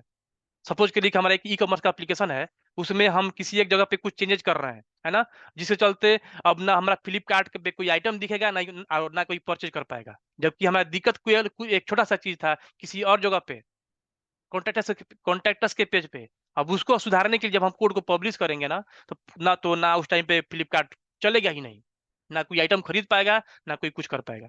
तो कितना हो जाएगा लॉस। अगर आधे घंटा भी अगर लग गया पब्लिश करने में, तो आधे घंटा तक फ्लिपकार्ट आपका बंद रहेगा, है ना। अब उस चीज को ध्यान में रखते हुए क्या लाया गया, micro services. Micro services architecture का एक सॉफ्टवेयर आर्किटेक्चरल स्टाइल है, जिसमें आप एक बड़ी एप्लीकेशन को, जैसे हमने बताया कि एक बड़ा एप्लीकेशन होता है एक सिंगल यूनिट की तरह, है ना, एक आप बड़ी एप्लीकेशन को छोटे छोटे इंडिपेंडेंट सर्विस यानी कि मॉड्यूल्स में बांट देते हैं, किसमें, माइक्रो सर्विसेज के अंदर। और हर सर्विस एप्लीकेशन के किसी एक स्पेसिफिक फीचर को या फंक्शनैलिटी को हैंडल कर रही होती है। जैसे एक मॉड्यूल बना दिया आपने, क्या एक बना दिया आपने सर्विस किसके लिए, यूजर को एथेंटिकेशन के लिए। एक बना दिया क्या आपने, प्रोडक्ट को मैनेज करने के लिए, यानी प्रोडक्ट लिस्टिंग करने के लिए। एक बना दिया आपने क्या, पेमेंट प्रोसेस करने के लिए। एक बना दिया आपने क्या, डिलीवरी करने के लिए। यानी कि हर सर्विस इंडिपेंडेंटली डेवलप, डिप्लॉय और स्केल और मेंटेन की जा सकती है। सब कुछ को एक सिंगल यूनिट में तोड़ दिया गया, मतलब वो इंडिपेंडेंटली सिंगल यूनिट में अब वो काम होगा। उसका काम डेवलप करने से लेकर के डिप्लॉय करने तक, उसको अब मान लीजिए अपग्रेड भी करना है ना, उसको एक को अपग्रेड कर लीजिए। इसमें मतलब बहुत सारा चीज फ्लेक्सिबल कर दिया गया है कि भैया आपको पेमेंट वाला जो काम है ना, वो आप .NET टेक्नोलॉजी से बना लीजिए, है ना। और जो प्रोडक्ट का जो आइटम दिखाना है ना, वो जावा में बना लीजिए। और जो आपको यूजर का एथेंटिकेशन करनी है ना, वो .NET में बना लीजिए। ऐसे भी कर सकते हैं। सब एक सिंगल इंडिपेंडेंट यूनिट की तरह काम करेगा, है ना। जैसे मान लीजिए कि एक बना लिया हमने कोई मॉड्यूल, इसमें मान लीजिए किसी चीज का प्रोडक्ट का लिस्टिंग करने का, .NET के इस वर्जन में, दूसरा बना लिया उस वर्जन में। मतलब आप एक को अपग्रेड कर सकते हैं, एक को छोड़ सकते हैं, मतलब उसमें हर चीज पार्शियली कर दिया गया। मान लीजिए कि आप कहीं पे कुछ भी चेंज करना है ना, तो पूरा प्रोजेक्ट नहीं हम लोग पब्लिश करेंगे, केवल उसी पार्ट को जिसमें हमें चेंज करना है। उसी को केवल हम लोग डिप्लॉय कर सकते हैं। हमारा प्रोजेक्ट एग्जिस्टिंग हमारा जो वेब एपीआई है ना, वो चलता रहेगा। जिस प्रोजेक्ट को केवल होस्ट कर रहे हैं, जिस मॉड्यूल को केवल होस्ट कर रहे हैं छोटा सा, केवल वही वाला बंद होगा और वही वाला तुरंत डिप्लॉय हो जाएगा, जिससे चलते हमारा कभी भी एप्लीकेशन का डेडलाइन डाउन टाइम कभी भी नहीं दिखाएगा, है कि नहीं? नहीं तो आप लोग देखते हो क्या, एसीएल में जाते हैं तो डेली 50 मेल आया हुआ हो रहा था कि इसका डाउन टाइम चल रहा है ना, ये एप्लीकेशन इस टाइम से चलेगा, क्योंकि कोई माइक्रो सर्विसेज यूज ही नहीं कर रहा है, सब पहले का बना हुआ प्रोजेक्ट। समझ रहे हैं क्या बात को आप लोग? यानी कि लॉग इन करने के लिए अलग बना लीजिए सर्विस, माइक्रो सर्विसेज के अंदर प्रोडक्ट लिस्टिंग के लिए अलग, शॉपिंग कार्ट के लिए अलग, पेमेंट गेटवे के लिए अलग, ऑर्डर मैनेजमेंट के लिए अलग, ईमेल का भेजना नोटिफिकेशन उसके लिए अलग।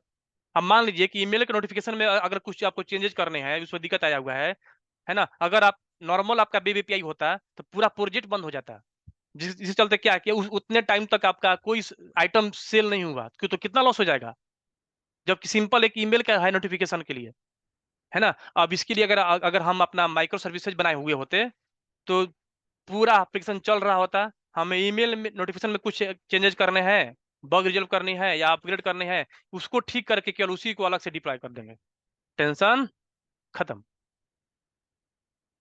आई बात समझ में क्या? यानी कि यहाँ पर जितने भी हम लोग बनाते हैं ना माइक्रो सर्विसेज के अंदर मॉड्यूल, उसका केवल एक ही काम होता है, जिस चीज के लिए उसको बनाया गया है। प्रोडक्ट लिस्टिंग के लिए बनाया है तो केवल उसमें प्रोडक्ट लिस्टिंग का ही काम करेंगे, वो बिल्कुल उस पर दूसरा काम हम लोग नहीं करते, उसको सिंगल रिस्पॉन्सिबिलिटी देते हैं कि बस तुम यही काम करोगे। यानी कि हम बोल सकते हैं कि माइक्रो सर्विसेज को बिना पूरी सिस्टम इफेक्ट किए हुए डिप्लॉय और अपडेट कर सकते हैं, है ना। इसमें ये भी दिया गया फंक्शनलिटी कि आप एक सर्विस में C# यूज कर लीजिए, दूसरे में नोड, तीसरे में पाइथन, कुछ भी यूज कर लीजिए भाई, है ना। मतलब कहने का क्या कि ये इस तरीके से क्यों दिया गया फ्लेक्सिबिलिटी कि मॉड्यूल वाइज कर लीजिए, ताकि वो लूजली कपल रहे, टाइटली कपल ना रहे कि एक जगह पे कहीं पे कुछ एरर आ गया तो पूरा प्रोजेक्ट ही बंद पड़ा है ना। सपोज कर लीजिए कि आपको अपने प्रोजेक्ट को स्केल करना है, मान लीजिए कि हमें प्रोडक्ट लिस्टिंग वाले में कुछ स्केलिंग करनी है ना। जब आप सपोज कर लीजिए, बात समझिएगा, चूंकि ये डॉटनेट कोर है ना, ये क्लाउड बेस्ड होता है, मतलब क्लाउड रेडी इन्वायरमेंट होता है, मतलब इसको आप इजी तरीके से क्लाउड पे होस्ट कर सकते हैं, दुनिया उसी का आ गया है, क्लाउड आपको आनी चाहिए, है ना। तो क्लाउड पे क्या होता है, स्केल आउट करने का ऑप्शन होता है। ये क्या होता है आगे थोड़ा बहुत आइडिया देंगे, हालांकि क्लाउड का पार्ट है ना। सपोज कर लीजिए कि आप कभी आपके ऊपर इस सपोज के लिए ई कॉमर्स का एप्लीकेशन है ना, तो मान लीजिए कि जो पेमेंट गेटवे है, हम चाहते हैं कि पेमेंट वाले पेज पे जब कोई जाए ना तो स्लो ना चले। मान लीजिए कि आ गया दुर्गा पूजा 10, है ना, कोई होली आ गया तो बहुत सारे लोग आइटम खरीदने जाएंगे, है ना। तो हम चाहते हैं कि पूरे एप्लीकेशन को स्केल ना करना पड़े, है ना। उसमें हमें पता है कि यहाँ पे ज्यादा भीड़ रहेगा, ट्रैफिक, या अगर इस मॉड्यूल पे है ना तो केवल उसी मॉड्यूल को, चूंकि माइक्रो सर्विस में क्या हर चीज सेपरेट मॉड्यूल होता है, तो एक एक मॉड्यूल को सेपरेटली हम लोग क्या कर सकते हैं, स्केल कर सकते हैं।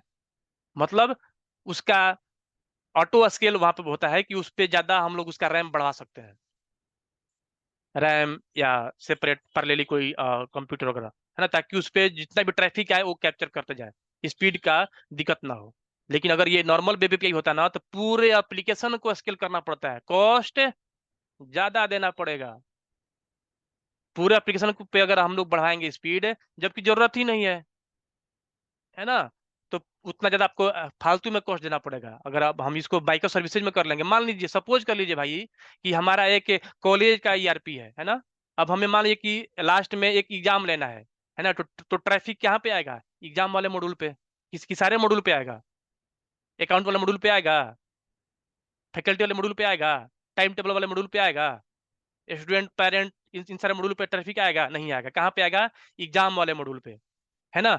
तो अगर आप नॉर्मल वेब एपीआई से बनाए होते और उसको क्लाउड पे होस्ट किए होते, है ना, तो आपको पूरे एप्लीकेशन को स्केल करना पड़ता है कि लो भैया इतना, अब इसको हमारा अभी एग्जाम चल रहा है, 10 दिन तक इसको एकदम इस पे एकदम तगड़ा वाला रैम बढ़ा करके रखो, ट्रैफिक आया तो कभी ये रोए ना, फटा मतलब फास्ट चले।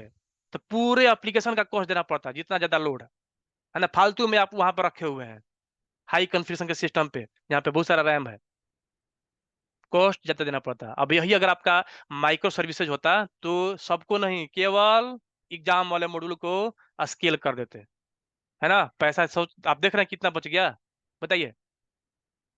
जिसका डिमांड है केवल उसी को कर सकते हैं। ठीक है, ये सारा चीज बेनिफिट है माइक्रो सर्विसेज के अंदर। यानी कि अगर एक सिस्टम में कोई फेलुअर आ गया तो दूसरा सिस्टम आपका यहाँ पर चलते रहता है माइक्रो सर्विसेज के अंदर। क्लियर है क्या? अब इसी को होस्ट करने के लिए जैसे जाते हैं हम लोग माइक्रो सर्विसेज को अगर होस्ट करेंगे ना, जैसे स्केलिंग करना है तो एज्योर सर्विस बस होता है, सब पढ़ेंगे तो समझ में आएगा। क्लाउड वगैरह आप लोग काम किए हो तो आप लोग आइडिया होगा, है ना? नहीं तो ठीक है। तो देखिए अब इसमें भी है, आगे पढ़ाएंगे इन डिप्थ कि कब हमें माइक्रो सर्विसेज यूज करनी चाहिए, कब हमें नॉर्मल वेब एपीआई यूज करनी चाहिए। मान लीजिए आपका एप्लीकेशन ही छोटा है ना, कभी इसमें हमें ऐसा दिक्कत ही नहीं है कि यार हम इसको इसको पब्लिश करेंगे तो हमारा बहुत सारा प्रोडक्ट है कि बंद हो जाएगा। छोटा सा काम है तो हम उसको माइक्रो सर्विसेज यूज नहीं करेंगे, कि माइक्रो सर्विसेज में क्या होता है कि कम्प्लेक्सिटी बढ़ती है। टुकड़ों में करिएगा तो टुकड़ों में मैनेज करना पड़ेगा। एक घर के मेंबर को अगर आप अलग अलग अलग अलग घर में रखिएगा, एक कोई लंदन, कोई एक अमेरिका रहता है, तो सबको मैनेज करने में टाइम लगेगा। अब सब लोग एक ही गांव में एक ही छत के नीचे रखते हैं, मैनेज करने में आसान नहीं रहेगा। अच्छा बड़ा बताओ भाई तुम कितना कमाए, आज तुम कितना कमाए, लाओ इतना दो इतना दो। अब भाई सब कोई लंदन गए हैं तो बोलेंगे भैया हमारे यहाँ तो बारिश हो रहा है, हम बात नहीं करेंगे आज, है कि नहीं? क्योंकि देना पड़ेगा पैसा, है कि नहीं है? तो मैनेज करने में उतना ही कम्प्लिसिटी होती है ना, लेकिन फ्लेक्सिबल है, आपका कॉस्ट रिड्यूस कर रहा है तो बनाना पड़ता है ना। यानी कि जब आपका एप्लीकेशन बहुत बड़ा है और कॉम्प्लेक्स है ना, तो आप वहां पर माइक्रो सर्विसेज यूज कर सकते हैं, है ना। सपोज के लिए कि आपके पास बहुत बड़ा टीम है, आप चाहते हैं कि अलग अलग मॉड्यूल पर लोग अलग अलग काम करें, तो आप आराम से माइक्रो सर्विसेज बना करके अलग अलग मॉड्यूल बना लीजिए और उस पर लोग अलग अलग काम करते रहेंगे। जब आप चाहते हैं कि हमारा एप्लीकेशन का परफॉर्मेंस एकदम बढ़िया रहे, स्केबिलिटी हमेशा होता है रहता है हमारे यहाँ, तो आप माइक्रो सर्विसेज बनाएंगे। अब जब आप चाहते हैं कि हमारे यहाँ फ्रिक्वेंटली अपडेट होते रहता है ना, चेंजेज आते रहेंगे, है ना, और मैं उसको इंडिपेंडेंटली डिप्लॉयमेंट करता रहूं, है ना, डिप्लॉयमेंट के टाइम पे हमारा पूरा प्रोजेक्ट बंद ना हो, कोई भी पूरा एपीआई बंद ना हो, तो हम क्या बनाएंगे? Micro services. कब नहीं यूज करेंगे माइक्रो सर्विसेज? जब आपका एप्लीकेशन बहुत छोटा हो, यानी कि अर्ली स्टेज में हो, तो नहीं मत बनाइए। जब हम मान लीजिए कि डे वन में जब हम कंपनी खोले होते साउथ शॉट, उस टाइम हम सोचे नहीं यार माइक्रो सर्विस लेके चलते हैं, क्या पता कि क्या होगा। तो अब स्टार्टिंग से ही उतना कॉम्प्लेक्स सिनेरियो लेके चलेंगे तो क्या पता आप थक जाएंगे, बना ही नहीं पाएंगे। आप एक ही दिन उठिए और पूरा सोचिए कि नहीं आज हमें तो भैया दौड़ना है 5 किलोमीटर, कभी पॉसिबल है? नहीं, धीरे धीरे धीरे धीरे बढ़ाना पड़ता है कि नहीं है? जब आप सपोज कर लीजिए कि और कब नहीं यूज करनी चाहिए माइक्रो सर्विसेज, जब आपका टीम छोटा है तो माइक्रो सर्विसेज की कम्प्लेक्सिटी को हैंडल नहीं कर पाएंगे, रोने लगेंगे, गर्मी का दिन है कि नहीं है? कि नहीं सर नहीं हो पाएगा, आपको एसी बढ़ाना पड़ेगा आजकल। ठीक है, तो छोटी सी टीम है, अब बोले नहीं नहीं यार माइक्रो सर्विसेज यूज करो, तो वो लोग थक जाएंगे, पॉसिबल नहीं है ना। टीम बड़ा होना चाहिए सेपरेट सेपरेट काम करने के लिए। सर हाँ वेब बोलिए। सर्विसेज अलग होता है क्या? हाँ बेब सर्विसेज अलग चीज है। तो वो भी इसी टाइप से होता है क्या? न, वेब सर्विसेज और माइक्रो सर्विसेज में कुछ कल ही डिफरेंस है? कल ही देख लीजिए, ओके ओके। अनजान मन के बात कर दिया है। कल ही आप ही तो पूछे थे, बताइए। कल ही हाँ मैं आपको ही तो जवाब दिया था ना कि इस कोर्स में नहीं है ना, फिर भी हम इतना कर देते हैं कि आपको आइडिया समझ में आ जाएगी वो टोटली डिफरेंट है। आपके कहने के अकॉर्डिंग तो बता रहा हूँ मैं, है ना। माइक्रो सर्विसेज अलग है, मतलब है डॉट, देखिए माइक्रो सर्विसेज हर टेक्नोलॉजी प्रोवाइड कर रही है। जावा में भी, जावा में स्प्रिंग बूट माइक्रो सर्विसेज आप बनाएंगे वो भी पॉपुलर है, डॉटनेट में माइक्रो सर्विसेज ये भी पॉपुलर है। हर टेक्नोलॉजी में आप माइक्रो सर्विसेज बना सकते हैं। उसका क्या बेनिफिट है ये मैंने आज बताया। बेनिफिट समझ में आया क्या आप लोग को, कि हम माइक्रो सर्विसेज क्यों बनाएं? ये समझ में आया? यस यस ठीक है। अब इस कोर्स में माइक्रो सर्विसेज नहीं है क्योंकि वो टोटली अलग है भाई, है ना। एक धरती पे चल रहा है और एक आसमान में चल रहा है ना। तो अगर आप ये करेंगे, हालांकि यही नॉलेज काम आएगा, 90% नॉलेज यही काम आएगा, बस करने का तरीका, आर्किटेक्चरल स्टाइल चेंज हो जाएगा। कुछ करना है, जैसे जो नॉर्मल जो इंडियन रेलवे है और जो मेट्रो है, दोनों में टेक्नोलॉजी में ज्यादा कोई अंतर थोड़ा ना है। दोनों ट्रेन ही है, पैसेंजर को उठा करके दौड़ाना है। हाँ बस थोड़ा सा टेक्नोलॉजी आप इनहांस कर लीजिएगा, मतलब आर्किटेक्चरल स्टाइल अलग है बस, एवरीथिंग सेम है ना। तो वैसे ही अगर आप ये सीख लेते हैं 10% मेहनत करके, हम ही लेकर के आएंगे आप लोगों के लिए, है ना। खत्म होते होते माइक्रो सर्विसेज का कोर्स, है ना। उसका कॉस्ट भी कम रखेंगे, इतना कॉस्ट नहीं रखेंगे, है ना। तो वो लोग आप लोग कर लेंगे तो इजीली आप सीख पाएंगे। ठीक है, ओके किसी को कोई डाउट? तो कल हम लोग देखेंगे, कल क्लास है, आप लोग भूलिएगा मत, क्लास मत मिस करिएगा, रिक्वेस्ट है। ASP.NET कोर का इंट्रोडक्शन, कि ASP.NEट कोर आखिर क्यों आया, है ना। क्लियर है? यस चलिए देन मिलते हैं। कल। Bye bye class. Thank you, sir. Bye bye. Bye welcome. या बाय।